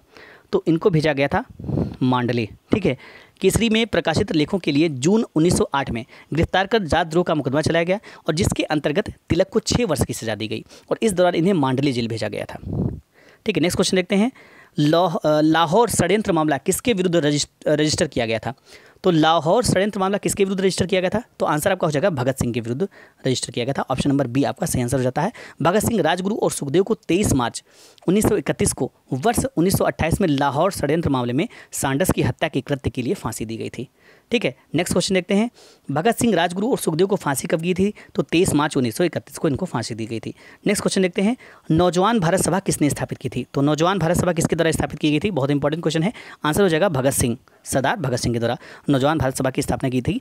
1926 में इसका जो है स्थापना किया गया था। नेक्स्ट क्वेश्चन देखते हैं, निम्नलिखित में से किसने गदर पार्टी की स्थापना की थी? तो गदर पार्टी की स्थापना लाला हरदयाल थे। ऑप्शन नंबर सी आपका सही आंसर यहाँ पर हो जाता है। 19वीं शताब्दी के अंत में बहुत से भारतीय अमेरिका तथा कनाडा में जाकर बस गए। 1 नवंबर 1913 को अमेरिका के सैन फ्रांसिस्को नगर में गदर पार्टी का गठन किया गया था और इसके संस्थापक लाला हरदयाल थे और इसी पार्टी ने गदर आंदोलन चलाया था। ठीक है, नेक्स्ट क्वेश्चन देखते हैं। यूएसए में सैन फ्रांसिस्को में गदर पार्टी का संस्थापन किसने किया था? तो लाला हरदयाल जी के द्वारा किया गया था। नेक्स्ट क्वेश्चन देखते हैं। हरदयाल एक महान बुद्धिजीवी का संबंध है, गदर पार्टी से संबंधित है यानी गदर आंदोलन से संबंधित है। नेक्स्ट क्वेश्चन देखते हैं। वर्ष 1914 में भारतीय राष्ट्रीय दल की बर्लिन में स्थापना किसने की थी? तो बर्लिन में स्थापना किसके द्वारा की गई थी? आंसर आपका हो जाएगा चंपाकरण पिल्ले। ठीक है, देखिए यहाँ पर स्वतंत्रता सेनानियों में चंपाकरण जो पिल्ले है, इन्होंने वर्ष 1914 में भारतीय राष्ट्रीय दल की बर्लिन जर्मनी में स्थापना की थी। ठीक है, नेक्स्ट क्वेश्चन देखते हैं। निम्नलिखित में से कौन सी जनजाति ताना भगत आंदोलन के साथ जुड़ी हुई थी? तो ताना भगत आंदोलन के साथ कौन सी जनजाति जुड़ी हुई थी? तो आंसर आपका यहाँ पर हो जाएगा ओरांव जनजाति। दोस्तों यहाँ पर बता दूं कि ताना भगत आंदोलन की शुरुआत द्वितीय विश्व युद्ध के बाद छोटा नागपुर यानी कि तत्कालीन बिहार में हुई थी और इस आंदोलन को ओरांव जनजाति के जतरा भगत, बलराम भगत, देवमोनिया भगत महिला ने अपना नेतृत्व प्रदान किया था।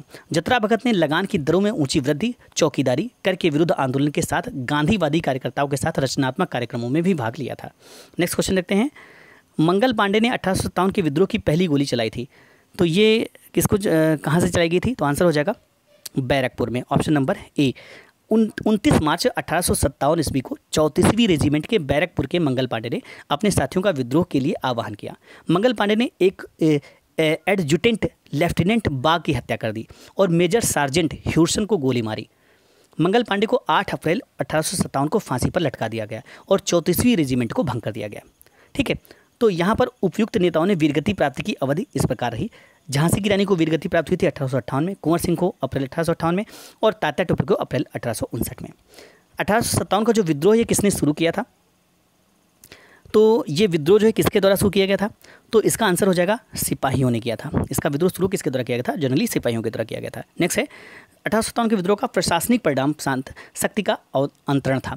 दोस्तों यहाँ पर बता दूं, इसका आंसर आपका हो जाएगा कि ईस्ट इंडिया कंपनी से ब्रिटिश शासन सम्राट को। ठीक है, दूसरे पर बता दूं कि 1858 में क्या हुआ कि ब्रिटिश संसद द्वारा पारित कानून द्वारा शासन का अधिकार ईस्ट इंडिया कंपनी से लेकर ब्रिटिश सम्राट को दे दिया गया और इसके पूर्व भारत पर सत्ता कंपनी के डायरेक्टरों और बोर्ड ऑफ कंट्रोल की थी, पर अब शासन का भार एक ब्रिटिश सरकार के मंत्री, जिसे भारत मंत्री अथवा सेक्रेटरी ऑफ स्टेट कहा जाता था, को दे दिया गया और उसकी सहायता के लिए एक काउंसिल नियुक्त कर दिया गया था, एक काउंसिल नियुक्त की गई थी। ठीक है, नेक्स्ट क्वेश्चन देखते हैं। बहादुर शाह था, तो बहादुर शाह कौन था?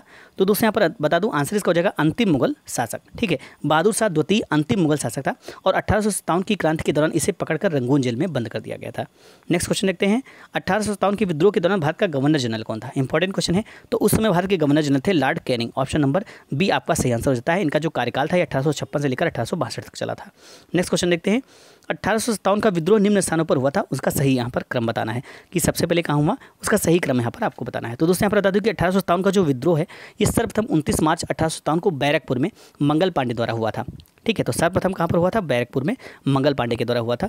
फिर उसके बाद 10 मई 1857 को मेरठ में विद्रोह हुआ। तो मेरठ में कब हुआ? 10 मई को।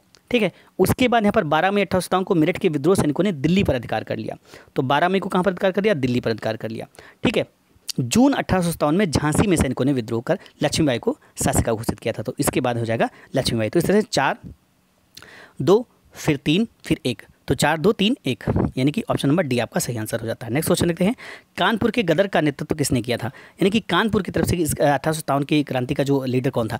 तो आंसर हो जाएगा ये, इसका जो आंसर हो जाएगा ऑप्शन नंबर डी नाना साहब। ऑप्शन नंबर डी आपका सही आंसर हो जाता है। 5 जून 1857 को विद्रोह ने कानपुर को अंग्रेज से छीन लिया और यहाँ नाना साहब ने गदर का नेतृत्व किया था। नेक्स्ट क्वेश्चन देखते हैं। नाना साहब का दूसरा नाम क्या था? तो नाना साहब का दूसरा नाम था धोंदू पंत। ऑप्शन नंबर बी आपका सही आंसर हो जाता है।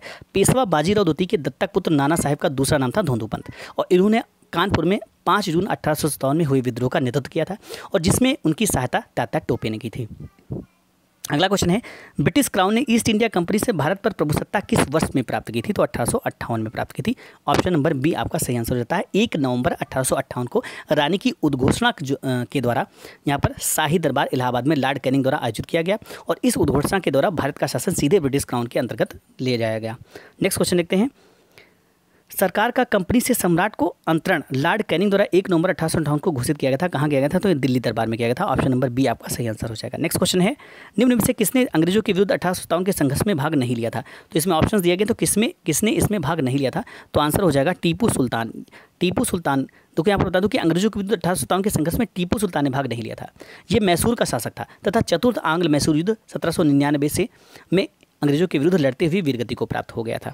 ठीक है, नेक्स्ट क्वेश्चन देखते हैं, निम्नलिखित में से कौन 1857 के गदर से संबंधित नहीं है? तो इनमें से कौन है जो कि संबंधित नहीं है? आंसर हो जाएगा आपका चंद्रशेखर आज़ाद। दोस्तों यहाँ पर बता दूं कि चंद्रशेखर आज़ाद 1857 के विद्रोह से संबंधित नहीं थे, जबकि नाना साहेब ने बिठूर क्षेत्र में तथा रानी लक्ष्मीबाई ने झांसी क्षेत्र में विद्रोह का नेतृत्व किया था। नेक्स्ट क्वेश्चन देखते हैं, निम्नलिखित में से किस घटना ने इंग्लैंड के सम्राट को भारतीय प्रशासन को अपने अधीन कर लेने के लिए प्रेरित किया था? तो आंसर आपका यहाँ पर हो जाएगा सिपाहियों का विद्रोह। ऑप्शन नंबर डी आपका सही आंसर हो जाता है। 1857 में हुई सैनिक विद्रोह के उपरांत इंग्लैंड के सम्राट ने भारतीय प्रशासन को कंपनी से अपने अधीन कर लिया था। ठीक है, अब कुछ इंपॉर्टेंट फैक्ट्स यहाँ पर, वह एकमात्र वायसराय कौन थे जिनकी भारत में हत्या हुई थी? काफ़ी ज़्यादा इंपॉर्टेंट क्वेश्चन है। लॉर्ड मेयो थे जिनकी सिर्फ भारत में हत्या हो गई थी। भारत में बजट व्यवस्था का आरंभ किस वायसराय के द्वारा किया गया था? ये कैनिंग के द्वारा किया गया था। ठीक है, नेक्स्ट है, lord Wellesley, lord Hardinge, lord Dalhousie एवं लॉर्ड विलियम बेंटिक में से कौन से गवर्नर जनरल ने भारत में अंग्रेजी को शिक्षा का माध्यम बनाने का निर्णय लिया था? तो ये लिया था लॉर्ड विलियम बेंटिक ने। फिर उसके बाद भारत में अंग्रेजी शिक्षा किसने प्रारंभ की थी? तो लॉर्ड मैकाले ने की थी।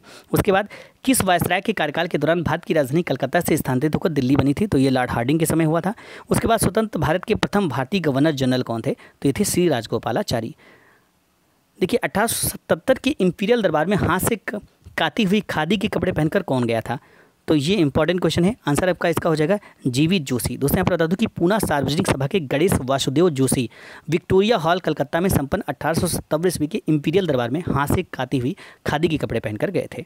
नेक्स्ट क्वेश्चन देखते हैं, भारत में स्वराज एकत्र करने के लिए राजस्व एकत्र करने के लिए स्थायी बंदोबस्त की प्रणाली की शुरुआत किसके द्वारा की गई थी? तो आंसर आपका यहाँ पर हो जाएगा ऑप्शन नंबर डी कार्नवालिस के द्वारा यहाँ पर की गई थी। दोस्तों, कार्नवालिस ने वार्षिक लगान के स्थान पर 1790 ईस्वी में 10 वर्षीय लगान व्यवस्था लागू की और घोषणा की गई कि कोर्ट ऑफ डायरेक्टर से स्वीकृति प्राप्त हो जाने पर इसी व्यवस्था को स्थायित्व प्रदान किया जाएगा। और डायरेक्टरों की स्वीकृति मिलने के बाद 22 मार्च 1793 ईस्वी को 10 वर्षीय प्रबंध स्थायी कर दिया गया और भू राजस्व की यही व्यवस्था इस्तमरारी बंदोबस्त या स्थायी बंदोबस्त के नाम से जानी जाती है। ठीक है, नेक्स्ट क्वेश्चन देखते हैं, ब्रिटिश शासन के दौरान तत्कालीन मद्रास प्रेसिडेंसी में रैयतवाड़ी प्रणाली की शुरुआत करने वाला कौन था? तो रैयतवाड़ी प्रणाली का शुरुआत करने वाले थे थॉमस मुनरो। ठीक है दोस्तों, यहाँ पर बता दूं कि थॉमस मुनरो जो मद्रास के 1820 से 1827 ईस्वी तक गवर्नर रहे, उन्होंने कुल उपज का तीसरा भाग भूमि का कर का आधार मानकर रैयतवाड़ी पद्धति को मद्रास प्रेसिडेंसी में लागू कर दिया और मुनरो की भूमि कर व्यवस्था लगभग 30 वर्ष तक चलती रही। नेक्स्ट क्वेश्चन देखते हैं, ब्रिटिश शासन के दौरान तत्कालीन मद्रास प्रेसिडेंसी से रैयतवाड़ी प्रणाली की शुरुआत हुई है, तो मैंने बता दिया अभी आप लोगों को, किसने? Thomas Munro. नेक्स्ट क्वेश्चन देखते हैं, निम्नलिखित में से किसने मद्रास में रैयतवाड़ी व्यवस्था लागू की थी? तो ये सर थॉमस मुनरो के द्वारा लागू की गई थी। नेक्स्ट क्वेश्चन देखते हैं, बंगाल का पहला गवर्नर जनरल कौन था? तो दोस्तों यहाँ पर बता दूं, बंगाल के जो पहले गवर्नर जनरल थे ये थे वॉरेन हेस्टिंग्स। ऑप्शन नंबर आपका यहाँ पर बी सही आंसर होता है। भारत में ईस्ट इंडिया कंपनी का पहला गवर्नर जनरल 1773 में रेगुलेटिंग एक्ट के तहत बंगाल का गवर्नर जनरल वॉरेन हेस्टिंग्स था। ठीक है, नेक्स्ट क्वेश्चन देखते हैं, अंग्रेजों ने भारत में रेलवे किस उद्देश्य से शुरू की थी? तो दोस्तों यहाँ पर रेलवे के शुरू करने का जो उद्देश्य था वो था ब्रिटिश वाणिज्य और प्रशासन नियंत्रण की सुविधा के लिए किया गया था। ऑप्शन नंबर बी आपका सही आंसर हो जाएगा। नेक्स्ट क्वेश्चन देखते हैं, किस भारतीय राज्य पर कब्जा करने के लिए राज्य अपहरण नीति को अब नहीं अपनाया गया था? तो आंसर यहाँ पर क्या हो जाएगा? आंसर आपका यहाँ पर हो जाएगा पंजाब। ठीक है दोस्तों, बाकी सतारा, नागपुर, झांसी इन सबको यहाँ पर डॉक्ट्रिन ऑफ लेफ्ट यानी राज्य अपहरण नीति के तहत यहाँ पर इनको मिला लिया गया था, लेकिन यहाँ पर पंजाब को इसके तहत नहीं मिलाया गया था। दूसरे आंशिक युद्ध जो कि 1848 से 1849 चला था, पंजाब को कंपनी के साम्राज्य के विलय कर लिया गया था और राज्य अपहरण नीति के अंतर्गत पंजाब पर कब्जा नहीं किया गया था। ठीक है, नेक्स्ट क्वेश्चन देखते हैं, एक खुली प्रतियोगिता परीक्षा के माध्यम से इंडियन सिविल सर्विस में भारतीयों के लिए प्रवेश को निम्नलिखित में से किसने संभव बनाया? बहुत ही ज़्यादा इंपॉर्टेंट क्वेश्चन है। तो आंसर इसका जो हो जाएगा ये हो जाएगा डलहौजी के द्वारा। ठीक है, एक खुली प्रतियोगिता परीक्षा के माध्यम से इंडियन सिविल सर्विस में भारतीयों के लिए प्रवेश को डलहौजी द्वारा संभव बनाया गया था। ठीक है, नेक्स्ट क्वेश्चन देखते हैं, भारतीय सिविल सेवा में अर्हता प्राप्त प्रथम भारतीय कौन थे? तो भारतीय सिविल सेवा में अर्हता प्राप्त प्रथम भारतीय जो थे वो कौन थे? तो इसका आंसर हो जाएगा Satyendra Nath Tagore. Option number B हो जाएगा। भारतीय सिविल सेवा में चुने गए पहले भारतीय सत्येंद्र नाथ टैगोर 1863 ईस्वी में चुने गए थे तथा दूसरे सुरेंद्र नाथ बनर्जी थे जिनका चयन 1869 ईस्वी में हुआ था। नेक्स्ट क्वेश्चन देखते हैं, इंग्लैंड के हाउस ऑफ कॉमन्स द्वारा भारत के किस गवर्नर जनरल पर महाभियोग चलाया गया था? तो ये इंपॉर्टेंट है। आंसर आपका यहाँ पर हो जाएगा वॉरेन हेस्टिंग्स पर महाभियोग चलाया गया था। इंग्लैंड के हाउस ऑफ कॉमन्स द्वारा वॉरेन हेस्टिंग्स पर महाभियोग चलाया गया था। बर्क ने हेस्टिंग्स को चूहा और नेवला एक झूठा बैलों का ठेकेदार और अन्याय का मुखिया इत्यादि संज्ञाओं से संबोधित किया था। नेक्स्ट क्वेश्चन देखते हैं, निम्न में से कौन भारत का पहला वायसराय था? तो भारत का पहले वायसराय थे लॉर्ड कैनिंग। दोस्तों, भारतीय परिषद अधिनियम 1858 के तहत ब्रिटिश साम्राज्य के अधीन नियुक्त भारत का पहला वायसराय लॉर्ड कैनिंग था और यह भारत में ईस्ट इंडिया कंपनी द्वारा नियुक्त अंतिम गवर्नर जनरल भी था। और इसी समय में 1857 का ऐतिहासिक विद्रोह हुआ था, जिसके बाद शासन कंपनी के हाथों से सीधे ब्रिटिश क्राउन के नियंत्रण में आ गया था और इन्होंने व्यक्तिगत सिद्धांत या राज्य विलय नीति को समाप्त कर दिया। और इसके काल में 1856 ईस्वी में विधवा पुनर्विवाह अधिनियम पारित किया गया था। ठीक है, तो विधवा पुनर्विवाह अधिनियम किसके समय पारित किया था? तो लॉर्ड कैनिंग के समय में। नेक्स्ट क्वेश्चन देखते हैं, ईस्ट इंडिया कंपनी का अंतिम गवर्नर जनरल और क्राउन के अधीन पहला वायसराय कौन था? तो ईस्ट इंडिया कंपनी के अंतिम गवर्नर जनरल और क्राउन के अधीन पहले वायसराय थे, मैंने अभी आप लोगों को बताया, फिर यहाँ पर लॉर्ड कैनिंग थे। ऑप्शन नंबर बी आपका सही आंसर हो जाता है। नेक्स्ट क्वेश्चन देखते हैं, डॉक्ट्रिन ऑफ लैप्स किसने आरंभ किया था? डॉक्ट्रिन ऑफ लैप्स आरंभ किया था लॉर्ड डलहौजी ने। ऑप्शन नंबर सी आपका सही आंसर हो जाता है। डॉक्ट्रिन ऑफ लैप्स यानी कि व्यक्तिगत का सिद्धांत जो है ये लॉर्ड डलहौजी के द्वारा आरंभ किया गया था और इस सिद्धांत के आधार पर 1848 में सबसे पहले सतारा, फिर 1849 में जैतपुर एवं संभलपुर, फिर 1850 में बघाट, 1852 में उदयपुर, 1853 में झांसी और 1854 में नागपुर और 1855 में करौली को अंग्रेजी राज्य में मिला लिया गया था। और इसके अतिरिक्त कुशासन के आरोप में डलहौजी द्वारा 1856 में अवध का भी विलय कर लिया गया था। ठीक है, नेक्स्ट क्वेश्चन देखते हैं, भारत का अंतिम वायसराय कौन था? तो भारत का अंतिम वायसराय जो था ये आप थे लॉर्ड, भारत के अंतिम वायसराय लॉर्ड किसकी बात की जा रही है? हाँ, लॉर्ड माउंटबेटन अंतिम वायसराय जो थे ये लॉर्ड माउंटबेटन थे। भारत के अंतिम वायसराय लॉर्ड माउंटबेटन थे और लॉर्ड माउंटबेटन के शासनकाल में 4 जुलाई 1947 को ब्रिटिश संसद में इटली द्वारा भारतीय स्वतंत्रता विधेयक प्रस्तुत किया गया और यह 18 जुलाई को पारित हुआ था। नेक्स्ट क्वेश्चन देखते हैं, भारत किसके वायसराय काल में स्वतंत्र हुआ था? तो अभी मैंने बताया माउंटबेटन के वायसराय काल में भारत स्वतंत्र हुआ था। ठीक है, नेक्स्ट क्वेश्चन देखते हैं, भारत का अंतिम गवर्नर जनरल कौन था? तो भारत के जो अंतिम गवर्नर जनरल थे ये थे सी राजगोपालाचारी। ठीक है, भारत के प्रथम भारतीय तथा अंतिम गवर्नर जनरल सी राजगोपालाचारी थे। 21 जून 1948 से लेकर 26 जनवरी 1950 तक ये रहे थे। ठीक है, नेक्स्ट क्वेश्चन देखते हैं, भारत का पहला भारतीय गवर्नर जनरल कौन थे? तो मैंने अभी बताया आपको सी राजगोपालाचारी थे। नेक्स्ट क्वेश्चन देखते हैं, स्वतंत्र भारत का पहला गवर्नर जनरल कौन था? तो ये श्री राजगोपालाचारी थे। स्वतंत्र भारत के पहले गवर्नर जनरल माउंटबेटन ही थे।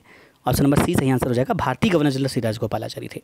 तो स्वतंत्र भारत के पहले गवर्नर जनरल माउंटबेटन थे, जबकि अंतिम एवं प्रथम भारतीय गवर्नर जनरल श्री राजगोपालाचारी थे। नेक्स्ट क्वेश्चन है, लॉर्ड कर्जन के वायसराय होने के दौरान निम्न में से कौन सी घटना नहीं घटी थी?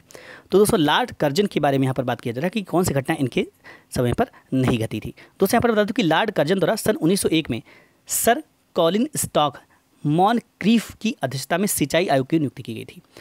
इसी के द्वारा झेलम नहर का निर्माण कार्य पूरा करवाया गया था तथा अपर चिनाब, अपर झेलम और लोअर बारी दोआब नहरों का कार्य इसी के समय किया गया था।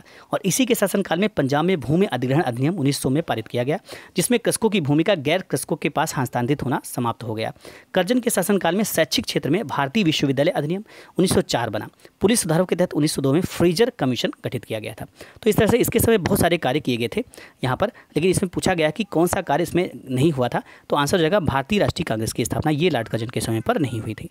ठीक है, नेक्स्ट क्वेश्चन देखते हैं, भारतीय विश्वविद्यालय अधिनियम किसने पारित किया था? तो भारतीय विश्वविद्यालय अधिनियम किसके द्वारा पारित किया गया था? तो आंसर आपका यहाँ पर हो जाएगा लॉर्ड कर्जन के द्वारा भारतीय विश्वविद्यालय अधिनियम पारित किया गया था। भारतीय विश्वविद्यालय अधिनियम कर्जन के द्वारा 1899 से 1905 में पारित किया गया था, जिसका कार्यकाल 1899 से 1905 रहा था। इसी के समय में भारतीय विश्वविद्यालय अधिनियम पारित किया गया था। और 1902 में सर टॉमस रेले की अध्यक्षता में विश्वविद्यालय आयोग गठित किया गया और 1904 ईस्वी में उसके आधार पर भारतीय विश्वविद्यालय अधिनियम पारित किया गया था। ठीक है, आगे बढ़ते हैं, नेक्स्ट क्वेश्चन देखते हैं, निम्नोक्त में से भारत में स्थानीय स्वशासन का अग्रगामी कौन था? तो भारत में स्थानीय स्वशासन का जो अग्रगामी था ये था लॉर्ड रिपन। ऑप्शन नंबर ए सही आंसर हो जाता है। लॉर्ड रिपन के कार्यकाल में प्रस्तुत स्थानीय स्वशासन प्रस्ताव 1882 से भारत में आधुनिक स्थानीय स्वशासन का प्रारंभ माना जाता है। लॉर्ड रिपन को भारत में स्थानीय स्वशासन का पिता कहा जाता है और लॉर्ड रिपन ने प्रांतीय सरकारों को यह आज्ञा दी थी कि वो प्रांतीय तथा स्थानीय नागरिक वित्तीय साधनों का एक सर्वेक्षण करें, जिससे यह निश्चित किया जा सके कि किन किन पदों का आय व्यय स्थानीय प्रशासन के सुपुर्द किया जा सकता है। ठीक है, नेक्स्ट क्वेश्चन देखते हैं, भारत में स्थानीय स्वशासन का जनक किसे कहा जाता है? तो ये कहा जाता है लॉर्ड रिपन को। नेक्स्ट क्वेश्चन देखते हैं, भारत में पहली बार सन 1853 में किस स्थान से रेल यात्रा प्रारंभ की गई थी? तो बम्बई से प्रारंभ की थी। ऑप्शन नंबर आपका बी यहाँ पर सही आंसर यहाँ पर हो जाता है। भारत में पहली बार 16 अप्रैल 1853 को बोरी बंदर बम्बई से थाने तक रेल यात्रा प्रारंभ की गई थी। नेक्स्ट क्वेश्चन देखते हैं, पिट्स इंडिया एक्ट के अंतर्गत निम्न से किसे स्थापित किया गया था? तो पिट्स इंडिया एक्ट के तहत इसमें स्थापित किया गया था नियंत्रण बोर्ड को। दोस्तों यहाँ पर बता दूं कि पिट्स इंडिया एक्ट जो कि 1784 ईस्वी द्वारा इंग्लैंड में सरकार के अधीन एक नियंत्रण बोर्ड की स्थापना की गई, जिसका कार्य डायरेक्टर्स की नीतियों को नियंत्रित करना था। और इस नियंत्रण बोर्ड में 6 सदस्य होते थे, जिसमें 2 सदस्य ब्रिटिश मंत्रिमंडल के एवं शेष प्रीवी काउंसिल के थे। ठीक है, नेक्स्ट क्वेश्चन देखते हैं। पिट्स इंडिया एक्ट 1784 क्या है? तो ये एक नियामक अधिनियम ये था, एक नियामक अधिनियम, यानी कि ऑप्शन नंबर डी यहाँ पर सही आंसर हो जाता है। दूसरा यहाँ पर ये करेक्ट नहीं है। मैं बता दूं कि जो पिट्स इंडिया एक्ट था, इसे ईस्ट इंडिया कंपनी अधिनियम 1784 के नाम से जाना जाता है। और इस अधिनियम यह एक अधिनियम था जो ग्रेट ब्रिटेन की संसद द्वारा नियामक अधिनियम 1777 की कमियों में सुधार हेतु एवं कंपनी की गतिविधियों पर नियंत्रण स्थापित करने हेतु पारित किया गया था। तो एग्जैक्ट यहाँ पर कोई आंसर नहीं है आपका, ये सारे के सारे यहाँ पर गलत हो जाते हैं। नेक्स्ट क्वेश्चन देखते हैं। कलकत्ता में उच्च न्यायालय की जो स्थापना है ये किसके द्वारा की गई थी? तो कलकत्ता में उच्च न्यायालय की जो स्थापना है ये 1773 का विनियामक अधिनियम के द्वारा की गई थी। कलकत्ता में उच्च न्यायालय की जो स्थापना है 1773 के विनियामक अधिनियम यानी कि रेगुलेटिंग एक्ट के द्वारा की गई थी। और इस न्यायालय में प्रधान न्यायाधीश के अलावा 3 अन्य न्यायाधीश थे और सर एलिजा एम्पे को मुख्य न्यायाधीश तथा चैम्बर्स लिमेस्टर एवं हाइड को न्यायाधीश यहाँ पर बनाया गया था। नेक्स्ट क्वेश्चन देखते हैं। किस चार्टर एक्ट से चीन के साथ ईस्ट इंडिया कंपनी का व्यापार एकाधिकार समाप्त हो गया था? तो आंसर आपका यहाँ पर हो जाएगा चार्टर एक्ट 1833। दोस्तों यहाँ पर बता दो कि 1833 से चार्टर एक्ट से चीन के साथ ईस्ट इंडिया कंपनी का व्यापारिक एकाधिकार समाप्त हुआ। 1833 के चार्टर एक्ट की धारा 87 के द्वारा योग्यता को ही सेवा का आधार स्वीकार कर लिया गया। इस एक्ट के द्वारा बंगाल की गवर्नर जनरल को भारत का गवर्नर जनरल बना दिया गया था। नेक्स्ट क्वेश्चन देखते हैं। सांप्रदायिक निर्वाचन क्षेत्रों की पद्धति की शुरुआत भारत में किसके द्वारा हुई थी? तो दोस्तों यहाँ पर बता दूं इसका आंसर आपका हो जाएगा 1919 की मिंटो मार्ले सुधार। दोस्तों यहाँ पर बता दूं कि सांप्रदायिक निर्वाचन क्षेत्रों की पद्धति की शुरुआत अक्टूबर 1909 में मुस्लिम प्रतिनिधि मंडल आगा खां की मांग पर मिंटो मार्ले सुधार द्वारा हुई और इस समय भारत के सचिव लॉर्ड मार्ले और वायसराय लॉर्ड मिंटो थे। ठीक है, नेक्स्ट क्वेश्चन देखते हैं। अगला क्वेश्चन हमारा है, भारत में प्रांतीय स्वायत्तता की शुरुआत कब की गई थी? तो भारत में प्रांतीय स्वायत्तता की जो शुरुआत है ये की गई थी भारत सरकार अधिनियम 1935 के द्वारा। दोस्तों यहाँ पर बता दूँ इसके बारे में थोड़ा सा और, तो यहाँ पर बता दूं कि भारत सरकार अधिनियम जो 1935 था इसकी सर्वप्रमुख विशेषता प्रांतीय स्वायत्तता की स्थापना थी और इसके द्वारा प्रांतों में द्वैध शासन का अंत और पूर्ण उत्तरदायी शासन की व्यवस्था की गई और इसके द्वारा केंद्र में द्वैध शासन की शुरुआत की गई थी। ठीक है, नेक्स्ट क्वेश्चन देखते हैं। किस अधिनियम की महत्वपूर्ण विशेषता प्रांतीय स्वायत्तता थी? तो यह हो जाएगा 1935 का अधिनियम। नेक्स्ट क्वेश्चन देखते हैं। परिसंघ बनाने का विचार सर्वप्रथम किसने प्रस्तावित किया था? तो परिसंघ बनाने का जो विचार है ये किसके द्वारा प्रस्तावित किया गया था? दूसरे पर बता दो कि परिसंघ फेडरेशन बनाने का जो विचार है ये सर्वप्रथम भारतीय शासन अधिनियम 1935 में आया था और अखिल भारतीय संघ 11 ब्रिटिश संप्रांतों 6 चीफ कमिश्नरों के क्षेत्रों एवं देशी रियासतों से मिलकर बनना था। ब्रिटिश प्रांतों के लिए संघ ने शामिल होने अनिवार्य था, परंतु देशी रियासतों को उनकी इच्छा पर निर्भर था। देशी रियासतों ने संघ में शामिल होना स्वीकार नहीं किया था, अतः अधिनियम द्वारा प्रस्तावित भारतीय संघ योजना क्रियान्वित नहीं हो सकी थी। तो इस तरह से यहाँ पर आंसर आपका यहाँ पर कोई इसमें समझ निकल कर नहीं आता है। आगे बढ़ते हैं। नेक्स्ट क्वेश्चन है 1919 में अधिनियम में द्विशासन धारणा को जिस व्यक्ति ने परिचित कराया था वे थे? तो दोस्तों यहाँ पर बता दूं कि आंसर हो जाएगा इसका मॉन्टेग्यू। दोस्तों 1919 अधिनियम में द्विशासन धारणा तत्कालीन भारत सचिव लॉर्ड मॉन्टेग्यू की देन थी। तत्कालीन वायसराय लॉर्ड चेम्सफोर्ड के कारण 1919 के अधिनियम को मॉन्टेग्यू चेम्सफोर्ड सुधार भी कहा गया जाता है और इसी अधिनियम के द्वारा राज्यों में द्वैध शासन समाप्त किया गया था, द्वैध शासन की स्थापना की गई थी। इसी अधिनियम के द्वारा राज्यों में द्वैध शासन की स्थापना की गई थी। राज्यों में यह द्वैध शासन की व्यवस्था अप्रैल 1921 से अप्रैल 1937 तक लागू रही थी। नेक्स्ट क्वेश्चन देखते हैं। द्वैध शासन किस गवर्नमेंट ऑफ इंडिया एक्ट द्वारा लागू किया गया था? तो ये जो है द्वैध शासन लागू किया था 1919 के अधिनियम द्वारा। ठीक है, नेक्स्ट क्वेश्चन देखते हैं। 1921 के नरेंद्र मंडल या चैम्बर ऑफ प्रिंसेज किसके द्वारा आरंभ किया गया था? तो आंसर इसका हो जाएगा ड्यूक ऑफ कैनॉट।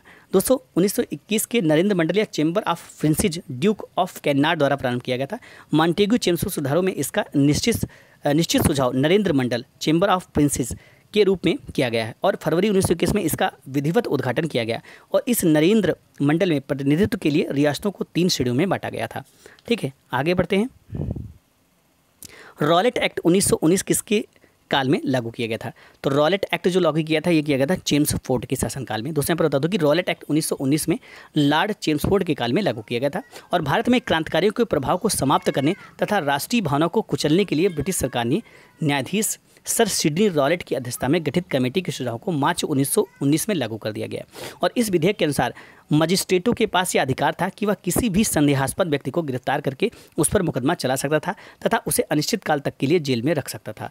और इस एक्ट को बिना अपील, बिना वकील तथा बिना दलील का कानून भी कहा गया और इसे काला अधिनियम, ब्लैक एक्ट का एवं एक आतंकवाद अपराध अधिनियम के नाम से भी जाना जाता है।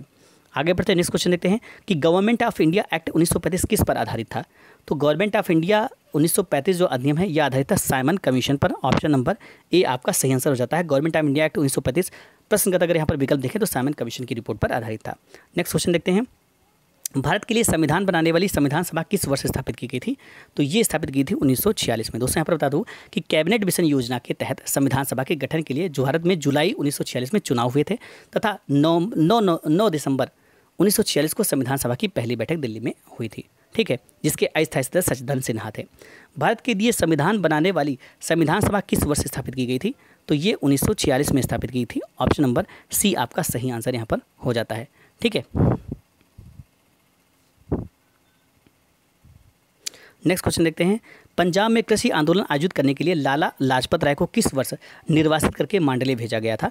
तो ये मैं अभी आपको पिछला भी उसमें बता चुका हूँ, तो इसका आंसर हो जाएगा 1907 में।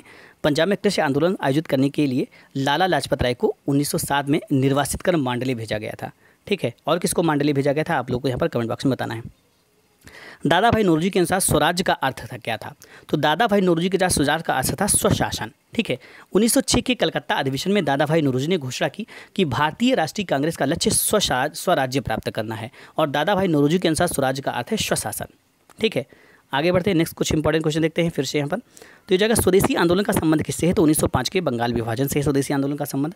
गांधी जी के सत्याग्रह का किन्हीं दो से जुड़ाव है, सच्चाई और अहिंसा से। गांधी जी का सर्वोदय से क्या तात्पर्य है, नैतिक मूल्यों पर आधारित एक समाज का सृजन। नेक्स्ट है, गांधी जी जब दक्षिण अफ्रीका में थे तो उनके द्वारा यंग इंडिया, इंडियन ओपिनियन एवं नवजीवन में से क्या प्रकाशित किया गया था। तो उनके द्वारा प्रकाशित किया गया था इंडियन ओपिनियन। गांधी जी अपना राजनीतिक गुरु किसे मानते थे। तो ये गोपाल कृष्ण गोखले को मानते थे। नेक्स्ट है, भारत में गांधी जी का प्रथम सत्याग्रह कहाँ हुआ था। तो ये चंपारण में हुआ था। नेक्स्ट है, वह प्रथम भारतीय कौन थे जो ब्रिटिश हाउस ऑफ कॉमन्स के सदस्य चुने गए थे। दादा भाई नौरोजी थे। महात्मा गांधी जी ने मद्य निषेध, भारी उद्योग, ग्राम पंचायत एवं श्रम की गरिमा में किसका समर्थन किया था। तो भारी उद्योग का यहाँ पर समर्थन किया था। किसका समर्थन नहीं किया था, भारी उद्योग का नहीं किया था। साबरमती आश्रम, सेवाग्राम आश्रम, विश्व भारती तथा फिनिक्स आश्रम में से किस संस्था की स्थापना महात्मा गांधी ने की थी। तो ये विश्व भारती की थी। नेक्स्ट क्वेश्चन हो जाएगा, शांतिपूर्ण प्रतिरोध सत्याग्रह का सिद्धांत किसने प्रतिपादित किया था। तो ये किया था अरविंद घोष ने।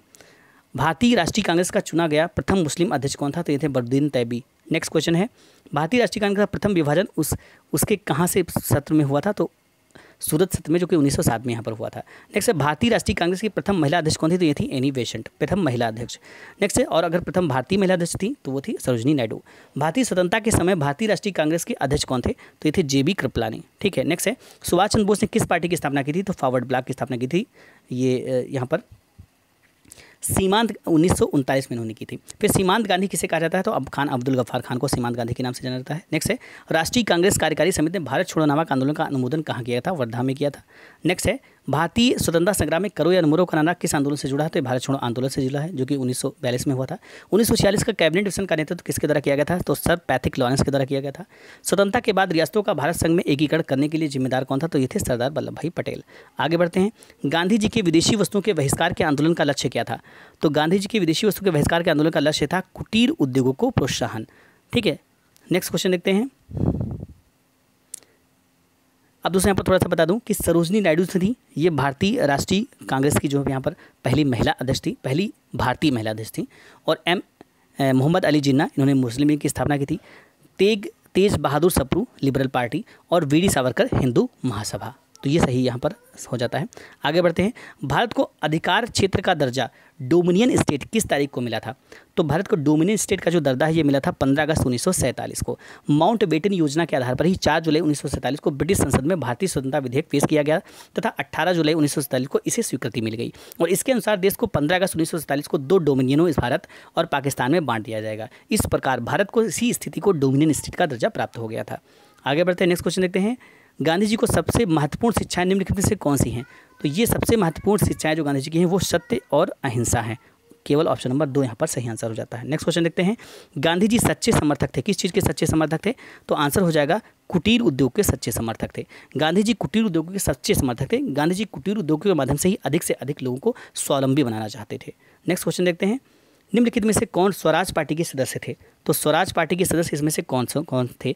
तो आंसर हो जाएगा केवल एक मोतीलाल नेहरू स्वराज पार्टी के सदस्य थे। नेक्स्ट है, किसकी विफलता के बाद स्वराज पार्टी बनाई गई थी?